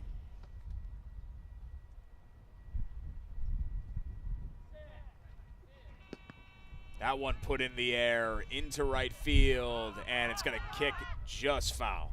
And you heard him yell stop as a precaution because the 2 players were getting close to one another. I think that's why they yelled stop. That is why. Jeffries was running up the first base line, and that's exactly where the ball was hit. And we'll show a replay here as you see the defender and runner getting close here. That's Bora again into the screen. So that's the stop command. And in this game, stop means stop. Because when you hear that, you're only going to hear that if there is some sort of imminent danger that somebody's seeing. And that somebody isn't you because you're wearing a blindfold. That one is not going to be a foul ball. In fact, that's going to stay fair. Let's see if Morris can get it in time. I think he did. That's an out. A really important out for the Archers as Morris puts away Jeffries, the leadoff hitter, for the second out of the 3rd inning. Finally, Mark Morris gets a fairly routine play. They've done a pretty good job, the Thunder have, of making Mark a relative non-factor. And that ball just kind of stayed straight. We've seen some English on some of these, especially the balls hitting the air, DB, that have kind of kicked right or kicked left. That ball pounded into the ground, and it just went in a straight line right to Morris, who was able to pick it up and make the put out. Which means the contact was true off the bat. A lot of time with right-handed batters, when you see them go to the opposite field with short pop-ups, it's a miss hit, and it's going to kick toward the first base line. I know we used to always teach our right field short players that if that ball's coming your way from especially a bigger kind of power hitter, that means it's probably going to kick because it's probably spinning off the bat. Didn't get around on it right, but in this situation, that was a true hit, and it's right on course to Morris. Here's Buer, who's had himself a day. Big swing and a miss there. He's 4 for 4. He's made a couple of great defensive plays. One for sure. In the first 3 innings as well.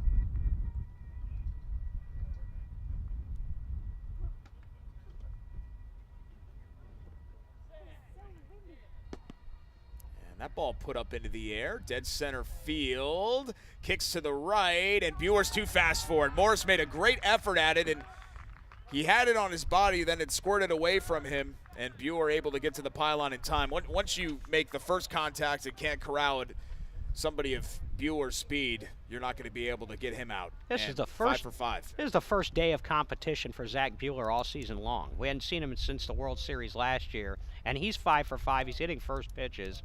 So, you know, him and Jarrett are dialed in. It's like we're in late July already. Wanted to thank another one of our sponsors bringing you this Beat Ball Bonanza. Comfort Care Home Care, South Indy. Comfort Care Home Care wants you to know that their focus is to help clients live their best life possible. They are a premier non-medical home care company committed to their clients with fall risk dementia care, inclusive ally and veterans programs. This Comfort Care South Indy office won the 2023 Franchise Office of the Year. They're a proud sponsor of the Indy Thunder, as that looks like it's going to be yet another run for the Thunder. Justin Holland, who is also 5 for 5, puts that one in play, and no Gateway Archer defender can get near it. So Holland and Bueller have been the leading hitters for the Thunder, but a little bit unlike what we've seen with Gateway so far, the Thunder are getting contributions up and down the lineup. Some of the best contact that we've seen in this game, DB, is that one went all the way past the home run line, now on the ground, but still got a line drive. Would have been a very, very difficult play. Yep.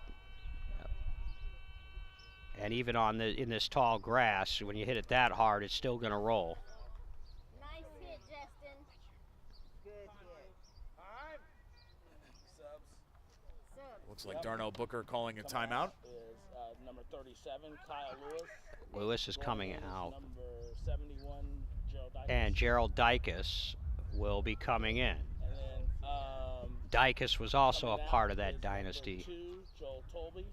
Tolby's Going coming in is out. Number 39, Tyler Rodriguez. And Tyler Rodriguez. So we're getting two of those Thunder originals, if you will. The young guns, as we called them. They won those 5 world championships in succession with 7 players that at the time were really teenagers and early 20s. It's just a DH for a DH. And that's the 2 bottom of the order players there. So Dykes will take Lewis's spot in the 5 hole, and Rodriguez will take Talby's spot, batting 6th.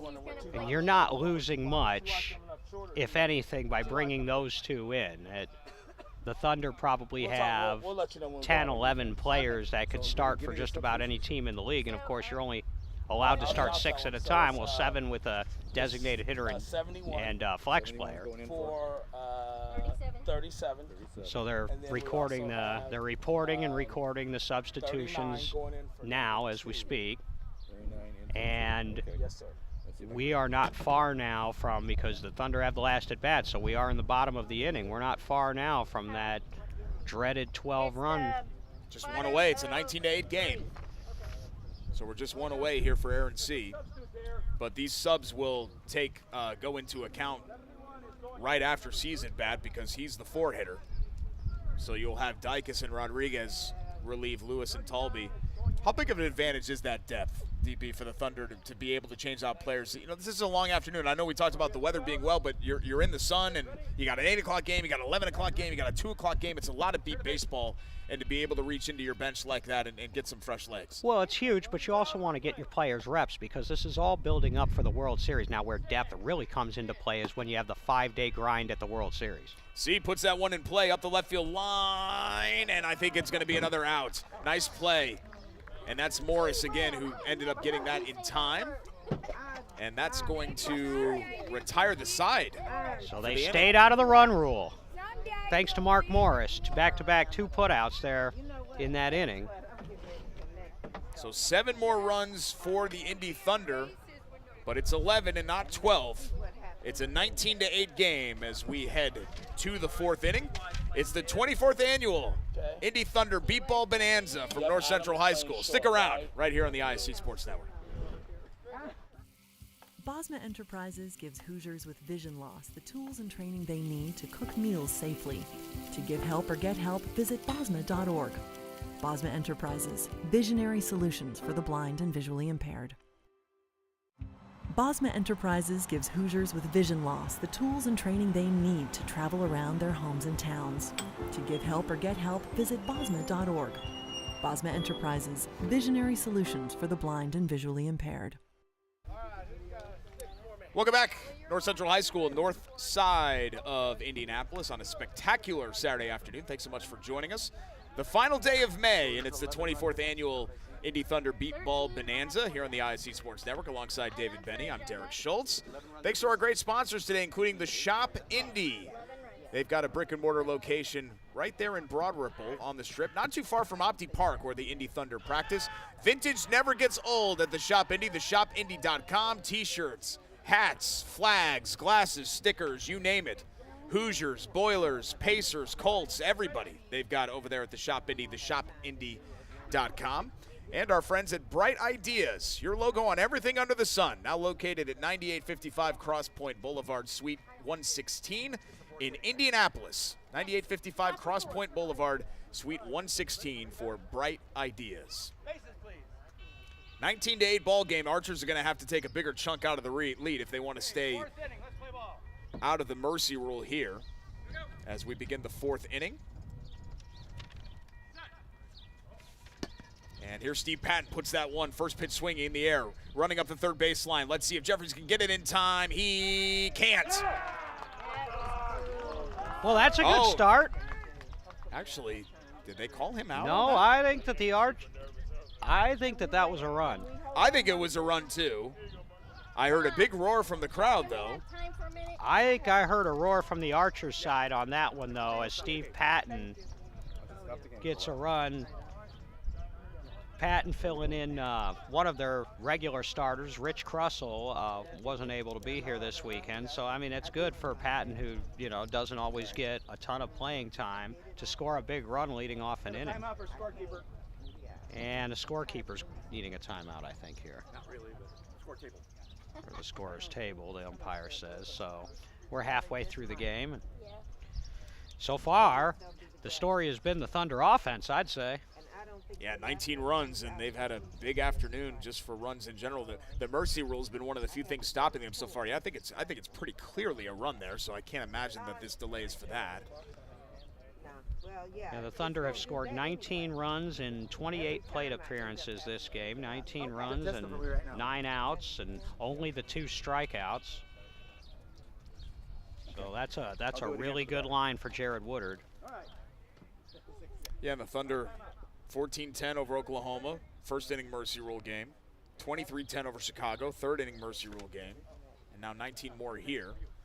So just to put that into perspective, it was 14-1 Thunder over Oklahoma when that went into mercy rule, and 23-5 against Chicago. And so those runs were added without the Thunder taking any more at-bats in the game.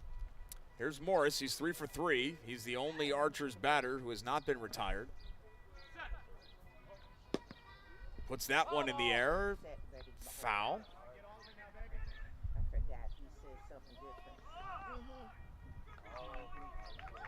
Mark Morris came up with the Thunder, then went across town, played for the Indy Edge for about 7 years, stuck around, won a ring with them, and then went to the Gateway Archers to help their program, and he has helped them tremendously.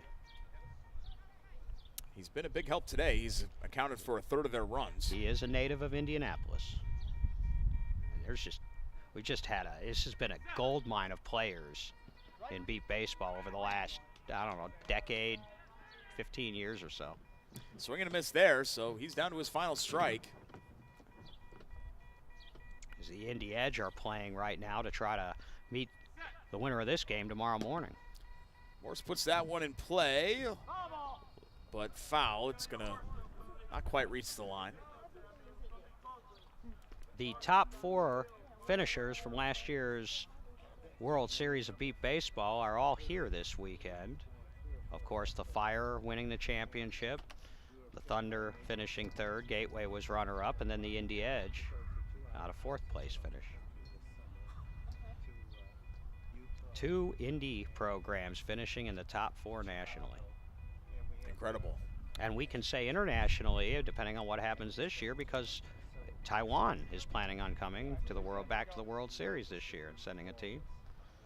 We haven't seen them since 2018, but they were a powerhouse in beat baseball over there in Taiwan at one time.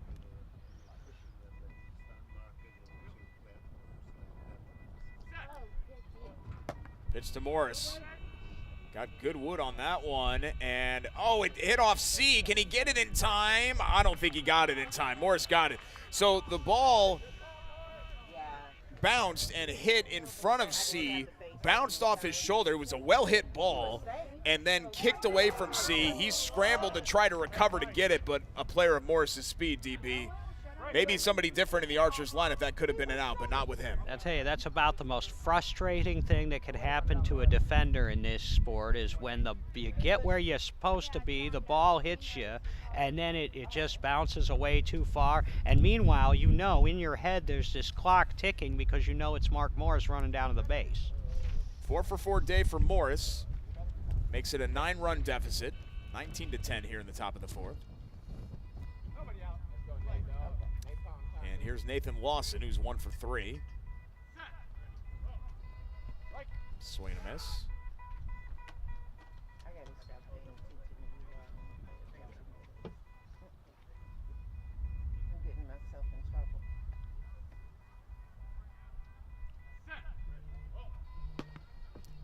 Puts that one up the first base line. Let's see if they can get it. They got it. A nice out there from the Thunder. But he closed quickly on that ball. And that is Adam Rodenbeck who made that out.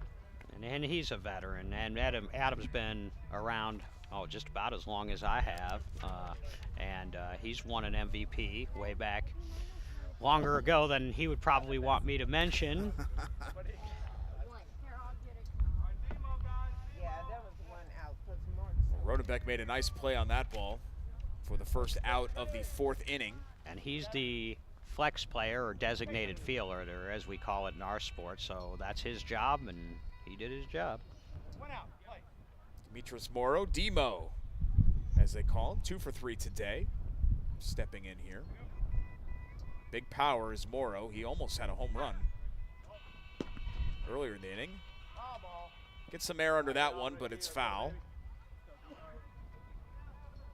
And of course, Mike Curtis making an effort to put the ball on the top of his bat so that he gets some air, because Demo not the most fleet of foot anymore, so you don't want to get a ground ball right into the heart of the Thunder defense. But if he can get the kind of poke he did his first at bat in this game, put another run on the board.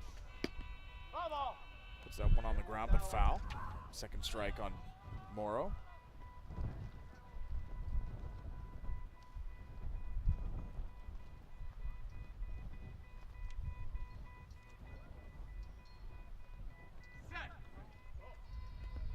Swing and a miss there. And Demo down to his final strike. Demo is the chairman of our Statistical Research and Development Committee. He also helps with our player rankings. Got a good handle on that one. Kicked it out to left field, and that's going to be a run.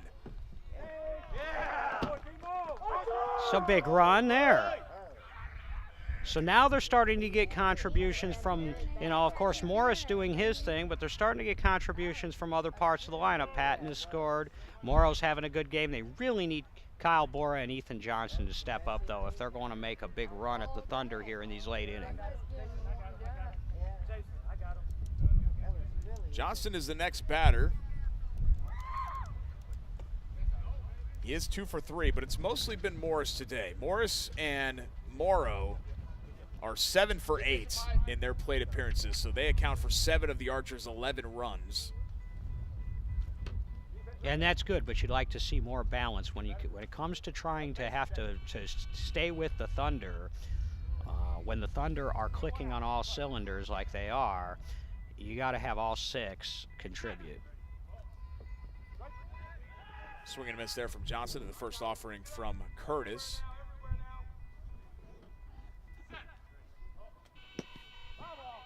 How's that one off for a second strike?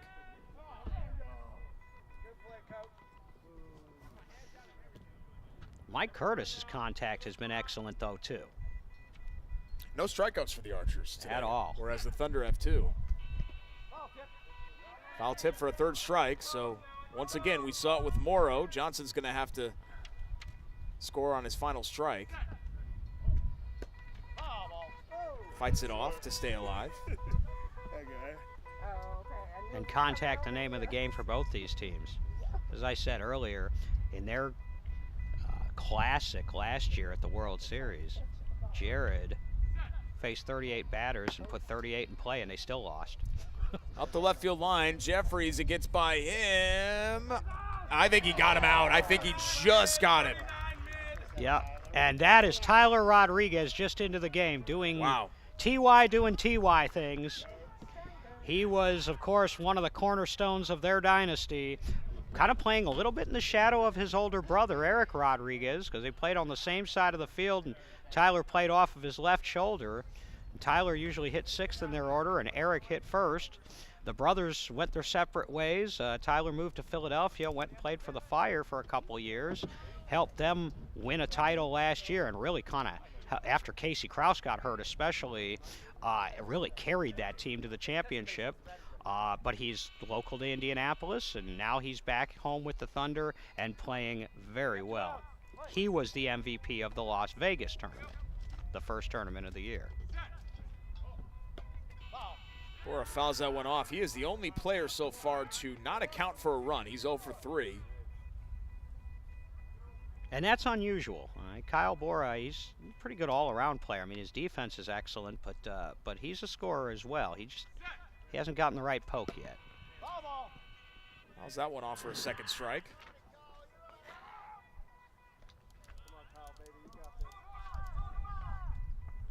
You just feel like they need more than 3 in this inning. Yeah, the Thunder had put up 10 and 7 in the last 2 innings, so the lead right now is just 8. Or the deficit, I guess I should say, is 8. So if you're the Archers, you're thinking to yourself, that doesn't feel like a great place to be. That one up the left field line. Did Jeffries get it in time? What a fantastic play. Wow. Sweet play, Cody Jeffries. Are you kidding me?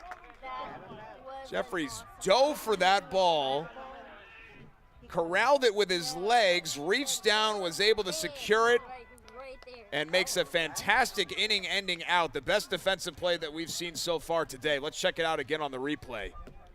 Look at this, DB. Look at Jeffries. Full extension. Laying out. And that's how they teach it. You know, it's not like baseball. Look, you got to get your body in front of that ball, and he did it. What a play. Fantastic job by Jeffries. And the Thunder limit the damage. They've got an 8-run lead as we head to the bottom of the 4th. The Indy Beat Ball Bonanza on ISC Sports Network. Hey there, my name is Jake Query. And I'm Derek Schultz. And we are part of, actually the entirety of, at least from an on-air standpoint, Query and Schultz on the ISC Sports Network. It's appropriately named. It's charitably award-winning. And Derek, now we venture into season number 5. Hard to believe. 5 of them. 5 of them. Can you believe it? 2 best buds talking Colts, Pacers, Indiana sports every Tuesday night, 7:30, ISC Sports Network, and on socials as well. It is made possible, of course, by the people who watch and listen every single week. We are most appreciative. We look forward to season number 5. It's the 24th annual Indy Thunder Beat Ball Bonanza from North Central High School, and the host team 2-0 so far today, and they've gotten the best of the Archers through 3.5 innings. They lead it by 8, 19-11. As we head to the bottom of the 4th inning, alongside David Benny, I'm Derek Schultz. Thanks so much for joining us on the ISC Sports Network. And thanks to our great sponsors, including Bright Ideas, your logo on everything under the sun, now located at 9855 Crosspoint Boulevard, Suite 116 in Indianapolis, and EverythingBroadRipple.com.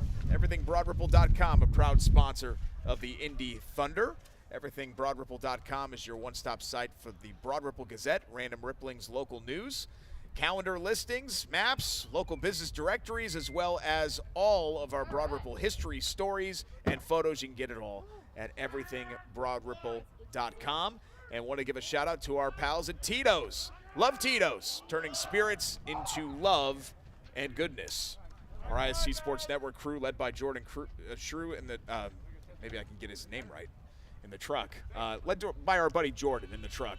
Doing a great job getting this broadcast to you. We've got our replay ability where we've got a cam on the pylon. We've got a cam on the defensive players on the field. The umpires are utilizing that. This is, God, Dave, I want to say year 5, year 6 that we've been out here. This is excellent. I think we started this in 2019 and been doing it every year at this event since, even in 2020 when we had a substitute World Series tournament. That ball hit up into the air. Can an Archer defender get it in time? He can't. And it's a run for the Thunder. Wow. Heads-up play there by Gerald Dykes, because what ended up happening was he's doing push-ups to kind of make fun of himself, I think. He ran by the pylon, DB, and had to fight back for it, and he still was able to get it before an Archers defender could get that beat baseball. Yeah, he'll knock out 10 for missing that base and having to come back. That's a Thunder tradition. And Gerald Dykes, he's another one like Bueller. We haven't seen him yet this year until today. Doesn't seem like he's missed a beat, and he's still quick as all get out. And can still put together 10 push-ups way better than I can. Oh, he's a nurse by trade. He takes good care of his body, obviously, Gerald does. Here's Tyler Rodriguez. This is his first at bat. He made a terrific defensive play in the last inning to account for one of the outs. 9-run lead here for the Thunder. 24 is And that one's put into the air, dead center, squirts away, and it's going to be another run for the Thunder. First pitch, first ball hit, and see now, and the Thunder, when they smell blood in the water now, they know they're getting close to that 12 run, and they really go and get it. And so, you know, I'm sure what Booker's message to them going into this inning was keep the foot on the gas, and let's put these guys to bed, because the Archers have had a habit of making big rallies late in games. This year they've done it and fallen short a couple of times, but you don't want to give them any sense of life being the favorite if you're the Thunder. You just want to put them to bed here if you can. And 2 important runs for the Thunder. Dykes and Rodriguez, the 2 subs, 2 runs, and the lineup turns over for Cody Jeffries. Yeah, there are 2 subs in this game, but like I said, they were both starters on 5 straight championship teams, so they know what they're doing. Jeffries puts that first pitch into play, high into the air, and it's way out there, and another run. Jeffries got really good wood on that one, and no chance for Nathan Lawson. That went past the home run line after a couple of bounces, but a well-hit ball there from Jeffries for another run to make it 22-11. So that's 3 good hits in a row, and I'm not sure that there's been a swing and a miss yet in this inning. I think they came on first pitches, and so Remind me then. here we go. And a big sliding pylon takedown by Jeffries. He wanted to make sure that he got that after Gerald Dykes ran past it. Yeah, I wonder first at if bat. Booker or Jared or somebody on the coaching staff mentioned something about this flying by the base and trying to reach out and clip it. Now they're just drilling it now. Zach Bueller trying to stay perfect. He is 5 for 5 today. 6 for 6 would get him in that 12-run situation. And that ball up the left field line, running to third base. Is he going to get there in time? No, I don't think he is. I think Morris put him away. That's a very difficult runner to get out because of his wheels, and I think Morris just got him in time. That's speed against speed, and that time the speed of Mark Morris won. Those are 2 of the fastest players you're going to find anywhere in the sport.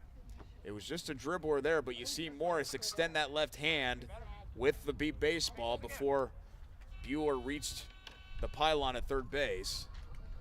And that'll bring up Justin Holland, who is also 5 for 5.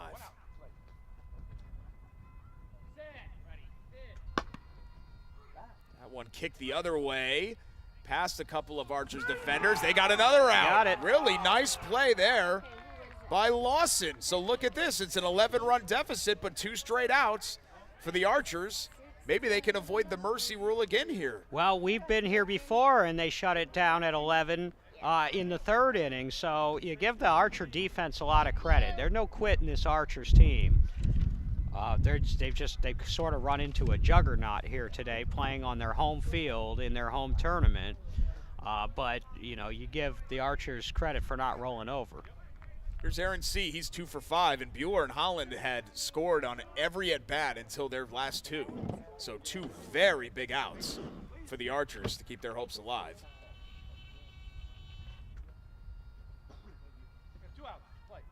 And I feel like Aaron C. hasn't quite gotten, you know, his usual wood on the ball here yet this game. Swing and a miss at the first offering there from Woodard.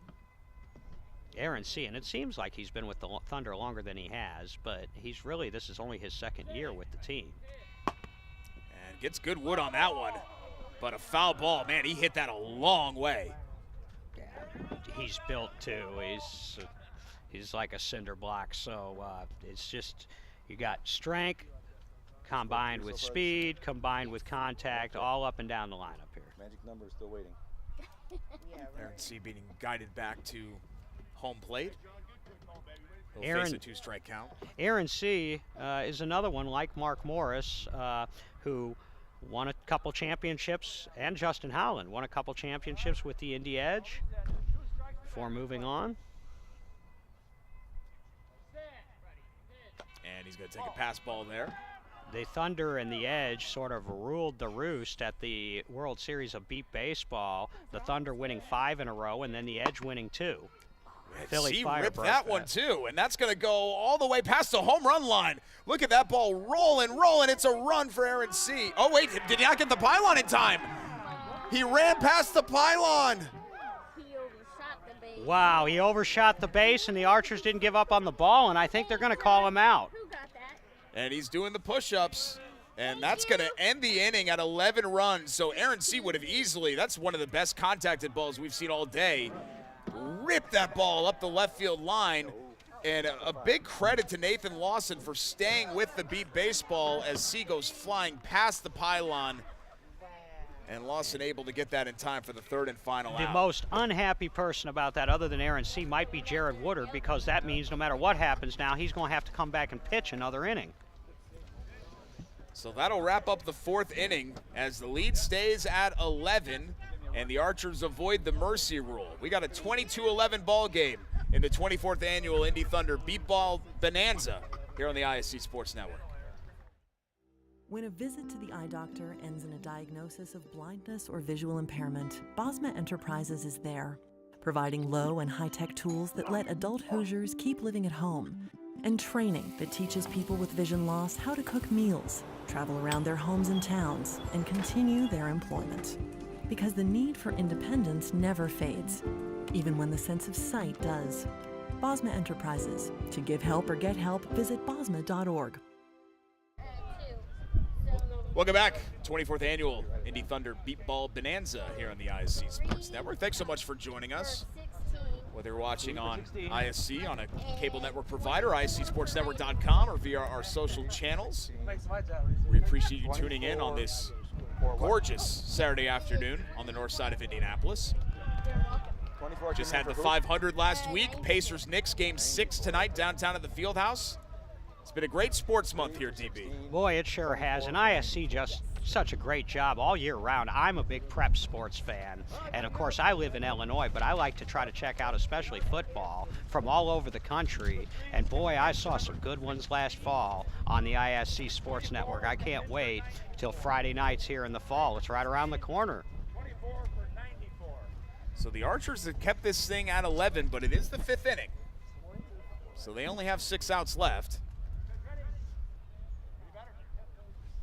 As pitcher Mike Curtis steps in, testing everything out to make sure that the bases are in working order.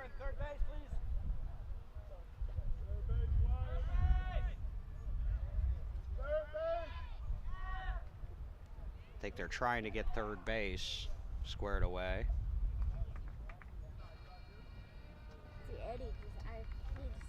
The contact in this game, I don't think Mike Curtis has struck out a batter yet. No, the only 2 strikeouts that I have are both Thunder players. And only 2 for them in all of the hitters that have come up, which now would be, what, 34, 22 and 12 outs. That's still amazing, 32 out of 34. And Jared Woodard set, as far as we can tell, the record last year for contact percentage at the World Series. He was at 94%. 94. Steve Patton swing and a miss at that first one. Or there's a reason he's a Hall of Famer. Can you imagine facing 100 batters with wearing blindfolds, and you got 4 pitches make them hit it, and you hit 94 of them? Pretty crazy. Patton puts that one in play right up the middle, and I think that's going to be an out. Really nice play by Jeffries, because he dove past it to start and then was able to recover in time to get the out. Jeffries and Buehler have really been the cornerstones for this Thunder defense today, both of them making plays, and Jeffries has been a busy man. That seems like that's been sort of the hot corner here today. Patton not the quickest up the line, but still a really nice defensive play considering that it got past him to begin with. And that'll turn the lineup over for Mark Morris. He's 4 for 4. He has not been retired yet this afternoon.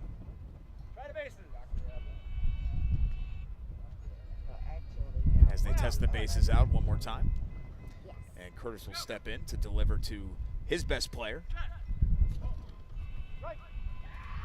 Swing and a miss there. I want to mention what a great job the folks at Mind's Eye Radio and the St. Louis Lighthouse and all of the other folks that support the Gateway Archers, they put on an excellent World Series of Beep Baseball for us last year, and they're doing it again this year. Morris puts that in play at third base line. Can see get it in time. Oh, it squirted away from him, and Morris is going to score.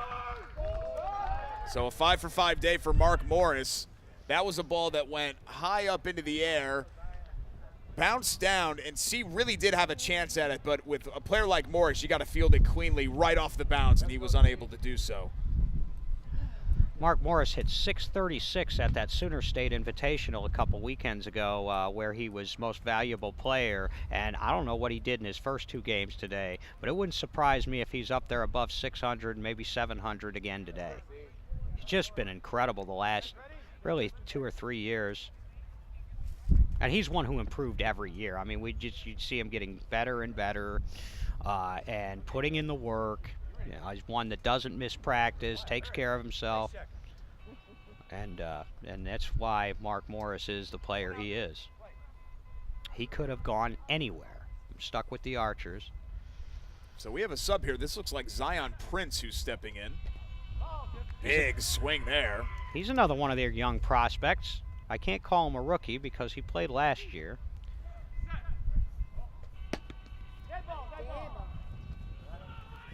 Dead ball. I think that hit Mike Curtis. Yeah, you can turn it off now. And they'll go retrieve that one. Done him right in the back of the head. First at bat for Zion Prince, who will replace Nathan Lawson in the lineup.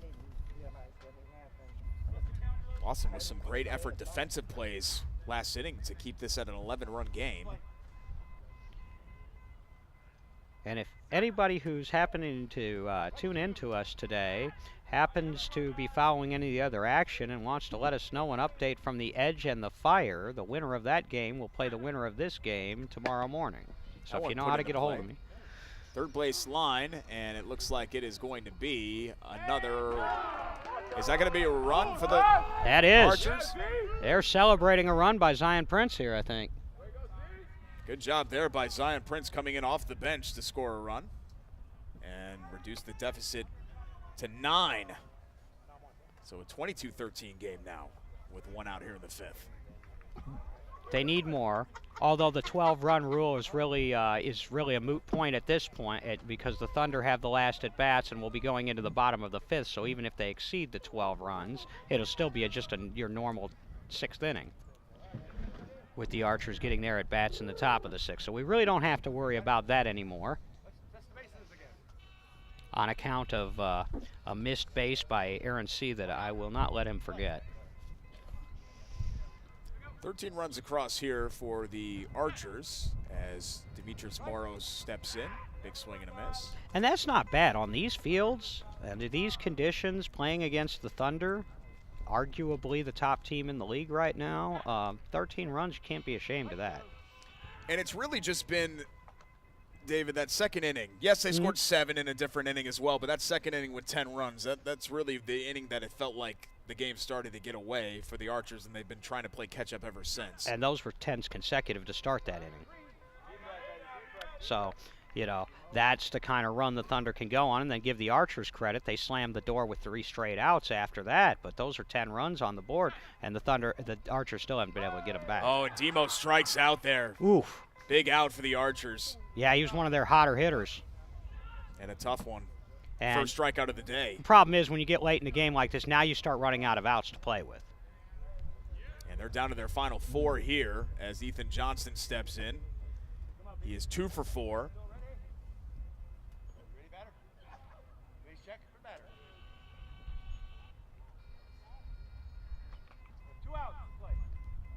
Doing some base checks here as Mike Curtis looks in for the first offering.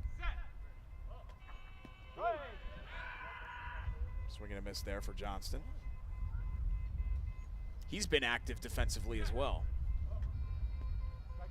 Yeah, he's gotten, you know, even playing in that sort of mid to back line of the defense because of the way the Thunder have been hitting the ball. He's been busy.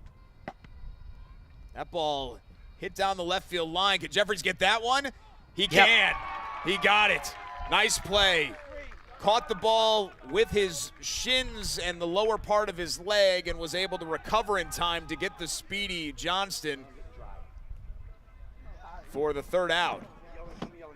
Well, give Coach Booker some credit there. I was interested to see whether or not he was going to start Cody Jeffries at that short left position or Tyler Rodriguez. He went with Jeffries for this game, and it looks like it's paid off because Cody Jeffries has been on fire. He's made the lion's share of the outs, even though Rodriguez did make a nice defensive play in his own right earlier in this game, but a really nice play by Jeffries, who's been nails all afternoon defensively.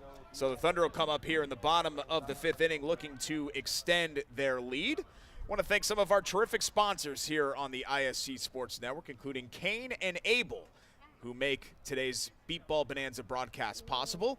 Kane and Abel, orientation mobility services. Take a person's arm and they will lead you around the block. Give a person a cane and it will lead you around the world with Kane and Abel. Also, Comfort Care Home Care in South Indy. Comfort Care Home Care wants you to know that their focus is to help clients live their best life possible. They're a premier non-medical home care company committed to their clients with their fall risk, dementia care, inclusive ally, and veterans programs as well.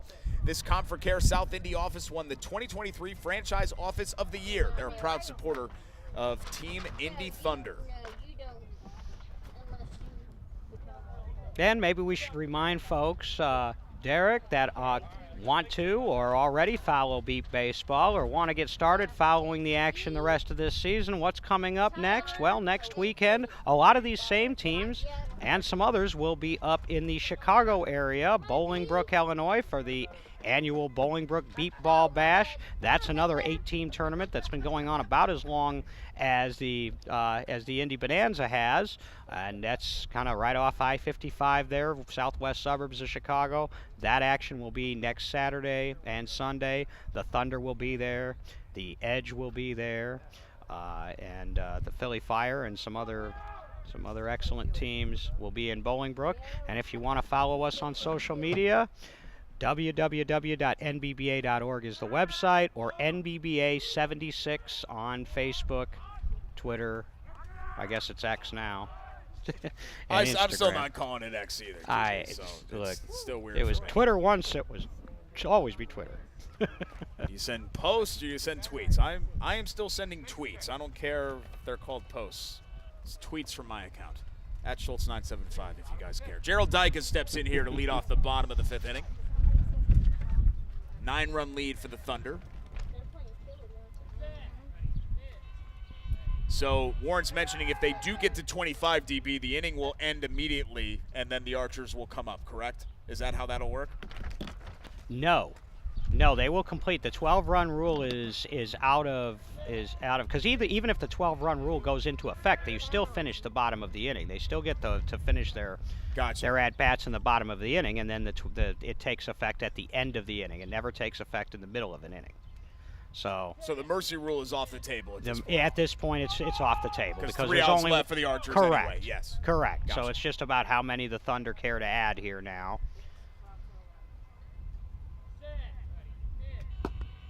That ball fouled away. So down to the final strike is Dicus. World Series of Beat Baseball this year is July 21st through the 28th. The games begin on that Tuesday, which I believe is the 22nd or 23rd. Sorry, I don't have my calendar out, but it's the last full week of July at 2 locations in the St. Louis area, 2 different facilities, Edwardsville and Caseyville, Illinois, on the Illinois side. Dicus down on strikes for the first out of the 5th inning. Gerald's still trying to shake some of that rust off. He's not a strikeout guy either for Jared, but this is some of his first action of the season. And that'll bring up Tyler Rodriguez.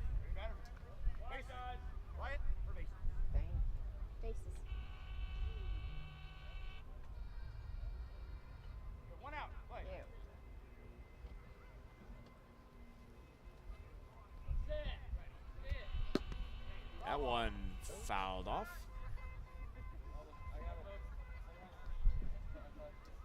Ty, that was slick. The Thunder have an enormous roster, by far the largest roster in beep baseball. They've got 23 players on a plethora of volunteers. I was going to say their volunteer roster alone rivals most team rosters. And that is probably the biggest compliment that an organization can get with Darnell Booker and them, is when everybody wants to be a part of it. That ball up the middle. Can an Archer defender get there? I think he did. I think he got there. Mark Morris, it looked like, recorded that second out, so 2 quick outs here to start the bottom of the 5th. And a bang-bang play, but Tyler Rodriguez just late getting to the pylon.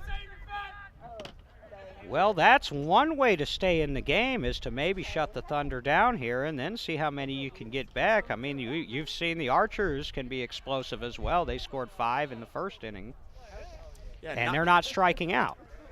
Generally, they have one. They have one now, but Curtis has been all over their bats as well. 9 is not insurmountable. No, it is not.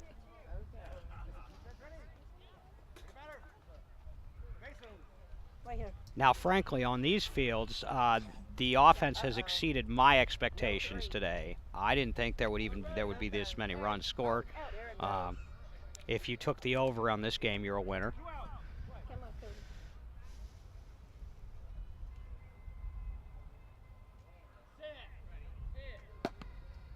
First pitch swinging there for Jeffries, and it's going to be a run. Oh, hey, no, it's going to be an out. Okay, so Jeffries ran past the pylon. That's what ended up happening. So I had just assumed with as much time as it was taking that Jeffries would have reached there in time, and he did not. Wow, a 1-2-3-6 inning for the Archers. I'm telling you, as happy as Booker is going to be about the other aspects of the game, he is not going to be happy with some of the base running he's seen in this game today from the Thunder. That is what really has kept the Archers in the game. Yeah, Jeffries just ran right by it, tried to recover in time, and was not able to do so. So 3 quick outs for the Archers, but they're down to their final 3 outs. They'll try to extend this game as we go to the 6th inning. It's the 24th annual Indy Beep Ball Bonanza. Thunder lead at 22-13 here on the ISC Sports Network.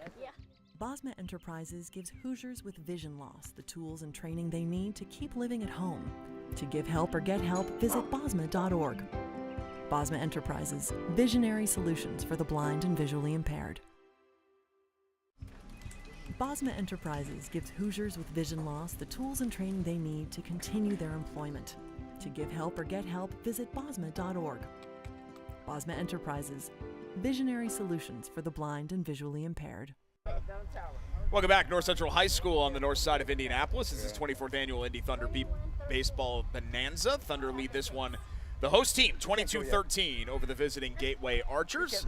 Today's broadcast brought to you by Simplified Insurance Solutions. Health insurance experts offering Medicare supplements, Medicare Advantage plans, prescription drug plans, dental, vision, and hearing coverage. Located in Lawrence, call Latrice Jeter today at Simplified Insurance Solutions at 888-340-7633. Also, everythingbroadripple.com, which is a proud sponsor of the Indy Thunder. Everythingbroadripple.com is your one-stop site for the Broad Ripple Gazette, random Rippling's local news, calendar listings, maps, and local business directories, as well as all of our Broad Ripple history stories and photos. Everythingbroadripple.com. That ball hit into play for the Archers. Can Jeffries get there in time? And he does. Cody Jeffries just on fire in this game, and it doesn't matter if it's hit to his left, if it's hit to his right. He's ranging, he's making plays. Really important leadoff out, as that was Tim Chappell who subbed in his first at bat, but 1 down, and the Archers now down to their final 2 outs, and they still need to scratch together 9 runs. So you can see the Archers, even as they're trying to make a comeback here, they're also trying to get some of their newer players in. Tim Chappell came over from the Tyler Tigers in Tyler, Texas last year. So he's still getting into the groove a little bit. So despite the competitive nature of this game, both teams have gone to their bench a little bit here. Now we'll bring up Steve Patton in the 6th hole. He is 1 for 3. And in fact, the only one on the roster I've seen who hasn't gotten in for an at bat at least for the Archers is Jay Teagle, number 19. Orlando Gonzalez has a shorter bench than does Darnell Booker. But Orlando Gonzalez was the starting head coach in our All-Star Showcase event last year, where the best players come together and play 3 games, and he swept those 3 games. He did a masterful coaching job against none other than Darnell Booker. Big swing and a miss there. Not every day, All-Star event or otherwise, that you're going to go down and coach a team that is going to sweep Darnell Booker in 3 games. Foul tips that, so he's down to his final strike. So Orlando knows what he's doing. Mike Curtis knows. Both of these teams have great coaching staffs. Oh, and a strike. Did he foul that off, or did he strike out? He's walking off like he struck out. Yep. Second out of the inning, so just like that. We've had 5 straight outs, DB. Now, if I were him, I would have tried to sell a tip there, but yeah. Archers down to their final outs, and it'll be up to Mark Morris. And he doesn't want it to end with him. He is the only player in this game so far who has not recorded an out. 5 for 5 is Mark Morris. And don't think he doesn't know that as he steps to the plate, and he doesn't want to mess it up now. A couple of great defensive plays as well.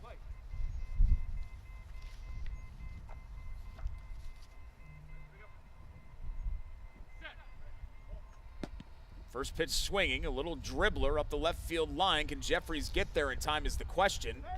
Oh, he beat it out. He did beat it out. And that actually went all the way out to Rodriguez, who was backing up. So that ball got past the first line of defense, and it's going to ultimately be likely a perfect day for Mark Morris, 6 for 6. He sent that toward and past Cody Jeffries. I wonder if he knew what he was doing there, as Cody Jeffries is nipping at his heels on that unofficial player rankings. Jeffries ranked 2nd, right behind Mark. And that'll bring up Zion Prince, who came in last inning and recorded a run in his only at-bat today.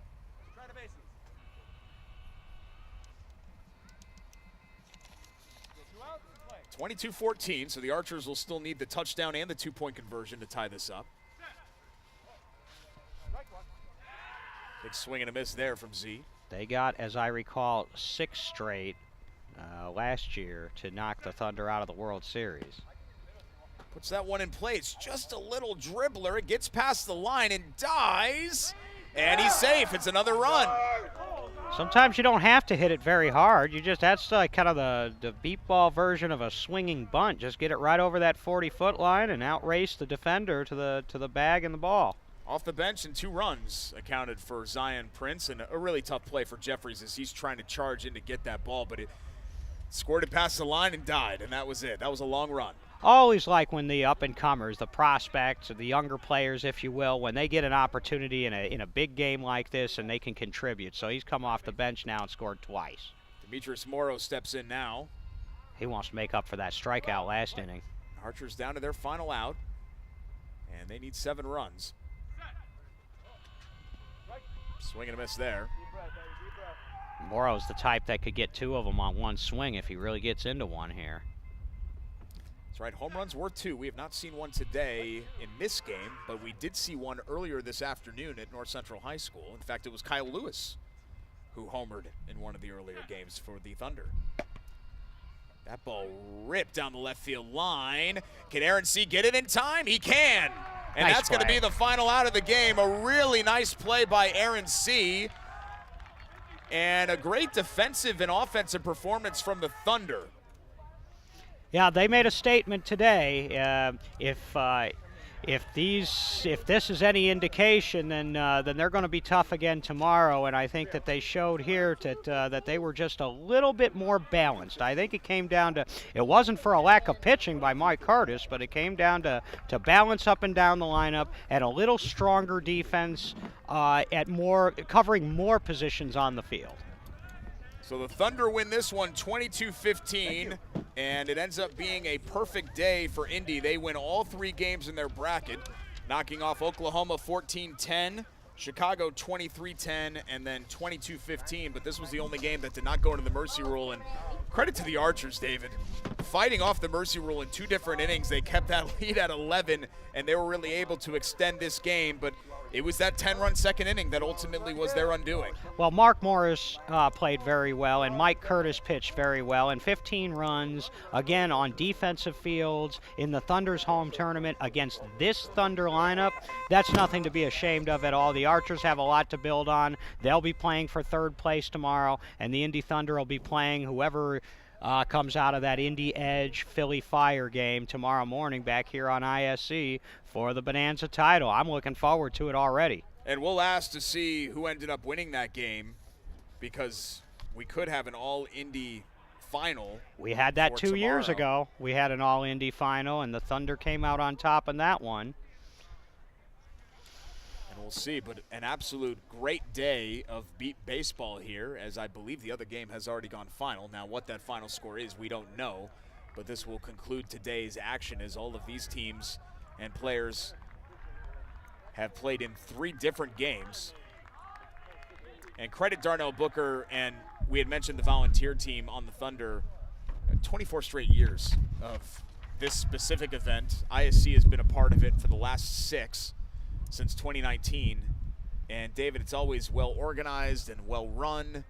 Everybody is in good spirits, great competitive action. It's been a lot of fun being out here for the last few years with ISC. Oh, and it's incredible, and it's grown. You know, it didn't start off at an 8-team tournament. I think it started off with just 4 teams. Chicago, Cleveland, and the Indy Thunder were 3 of the originals, and then it's just grown and grown over the years. And once once word gets out that there's a great tournament in sort of a central location, it's kind of easy to get to and fly into. It really gets rolling, and it is rolling. The tournament's rolling, and the Thunder are rolling. It looks like we will get Cody Jeffries over here for a post-game interview, and he had himself quite the day. 5 for 7 was Jeffries, but some great defensive plays as well to lead into the 22-15 to win for the Indy Thunder. And the man himself, Cody Jeffries, joins us on the post-game broadcast. Cody, congratulations on a terrific win and a great individual performance for you. Thank you, man. I appreciate it. It was great. It was a great team effort, honestly. As David mentioned on the broadcast, some really fantastic defensive plays out there. We know that the grass is a little bit long out there, a little bit more of a defensive field, but we saw an explosion of runs. I mean, 37 runs, and you guys scored a bunch of runs as well in your first 2 games. But kind of take me through defensively what it was like out there and hearing the baseball and getting to it in time on fields that somewhat can be difficult for defenders.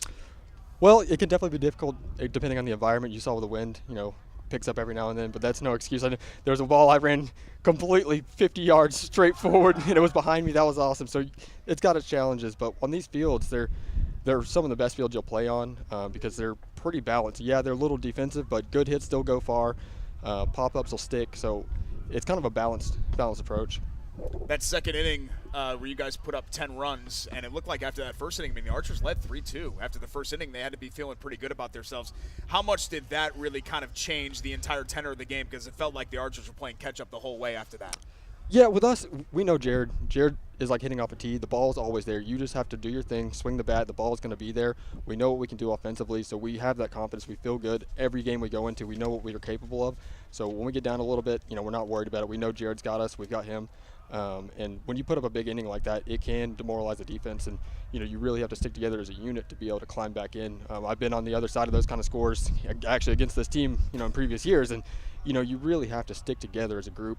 And that team over there, they're outstanding. We will absolutely see them late in the World Series this year. They're a fantastic group. They've got talent, on both sides of the ball. They've got speed, they've got power. They're a great group. They'll regroup, they'll learn from it, and we will absolutely see them again. I wanted to touch on that rivalry as well. We got Cody Jeffries with us after a 22-15 Thunder win. Obviously, last year in the World Series was an epic semifinal game. You guys got the better of them in another epic game in Vegas. What does that rivalry mean to you guys on your side? Obviously, you want to go out there and you want to win every game that you play, but especially when it's against Gateway, considering the recent history against them, is there more of an added push? Yeah, I'd be lying if we said there wasn't. Every big game, whether it's Archers, it's the Edge, it's the Jets, in the past, when you get in these big games, this is what we live for. This is what beat ball's about. These high competitive games are so much fun. You get amped up, have fun. You know that other team out there is capable of going toe-to-toe with you every inning. You got to give every ounce of effort you have, because if you don't give 110%, we can fall short. We've seen that in years past, and So we have to give every ounce of effort we have in every single game against these guys because we know what that game is like every single time we play them. I had heard from a beat ball expert who may or may not be sitting next to me that you were the second-ranked player on the list, whereas Mark Morris is the first-ranked player. And, of course, you got the better of Mark Morris's team in this afternoon. But what's it like competing against somebody like that who obviously has a history not only with the Thunder but being an Indy native as well? Mark's an incredible athlete. That dude he's so fast, you only get a split second. You have one chance to make a play on the ball when he's hitting the ball. It's not exactly the biggest hits or anything like that where he's smashing the ball. Like, he's not a home run hitter, but he's got so much speed. If you don't line the ball up perfectly when he hits it, he's going to beat the bag. He doesn't miss bags. He's professional. He does his thing. He's quick. So you get one shot at the ball, but he's a phenomenal athlete. Cody, do you think the wind affected the base running at all today? We noticed that there were a few close calls and a couple of missed bases. Yes, probably, but we have to carry ourselves professionally. We have to hit that base. That's our job. Jared's putting the ball there. We're putting it in play. It is our job to get to that base, no matter what the elements are. We can't make excuses. We have to get to the base. That's our job. If we don't hit the base, it doesn't matter what the elements are. That's a failure on our part. We have to do better. Well, you had a great game, Cody, and you're an exciting player to watch. And P.S. Roll Tide. Roll Tide, man. 5 for 7 day for Cody Jeffries in a 22-15 win for the Thunder. Congratulations, Cody, and we will see you in the championship game right here on ISC tomorrow. Thank you, sir. Can't wait to see you tomorrow. That's Cody Jeffries of the Indy Thunder. Do we have a minute or two for Darnell? Let's get Darnell Booker on as well, the victorious manager of the Indy Thunder. And Darnell, a great offensive day for you guys against the Archers. Got a great offensive afternoon for you as well. I mean, if not for the mercy rules, that was really the only thing stopping you in the first two games. And even today against a really good Archers team, 22 runs. Yeah, our hitting, we do a lot of, that's all preparation during the off season. You can tell we've been in the batting cages from January to the end of March. That's one of our strong suits. But I try to focus on defense, and we got to clean up a little bit of the missed bases. But despite the win, we try to strive for a little perfection. So we got to clean up a few things. But all in all, it was a very good afternoon for our team. We saw you guys reach into your considerable depth. Gerald Dykes came into the game. Tyler Rodriguez made a great defensive play as well. I mean, these are guys that have contributed for you for years and years and years. So it's weird to even call them sub players because they've been starters and frontline players for you. But how much of an advantage is that for you, especially this is a long afternoon, right? I know the weather feels great out here, but 3 games, long afternoon, a good team against the Archers, and you were able to dip into your depth and really use it to your advantage. Yeah, we added some stuff to our practices, like agility type drills and getting in shape and doing like that. But we have a very deep team. That's one thing that we have, and we're blessed with like 20 of our 23 players are Indiana natives. So, but like I said, we just have a really, really deep team, and people are going to have to prepare for our frontline guys, our reserves, because like I said, that's just a part of just being a team with a lot of depth. So, and that's what we value our practices on, with development and everything like that. So we got a lot of young players still out there, but development and just good habits. But yet we're still not satisfied because we know this team beat us 1 year ago for heading to the championship game, and we've taken third the last couple of years. So we have real high goals, and it's not how you start, it's how you finish. So we hope to be there at the end of July. Booker, you have more than 20 players on your roster, and yet there seems to be great camaraderie, and you seem to be able to get everybody reps and get everybody prepared to keep playing at a high level. What would be your advice to up-and-coming coaches for how to manage a team with such deep personnel and to make sure that you stay a team? Well, my advice to those guys is to keep working hard, put in the work, because like a lot of coaches, you're dealing with a lot of personalities, and we try to check our egos at the door, and we're all striving for one goal. We can't let go of the rope.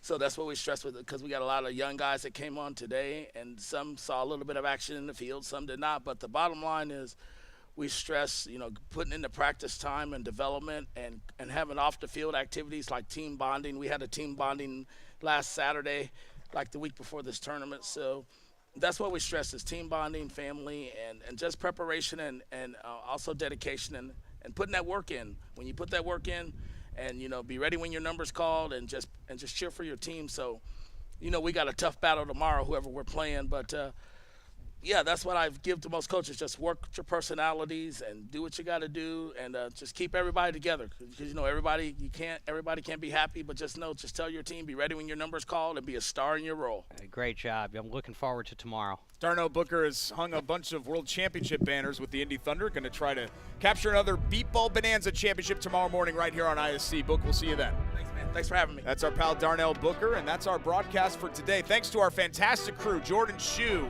Wes Wolf, Travis Sutton, Jacob Kripe, Eldon Wheeler, Caleb Gross, and Dalton Cox.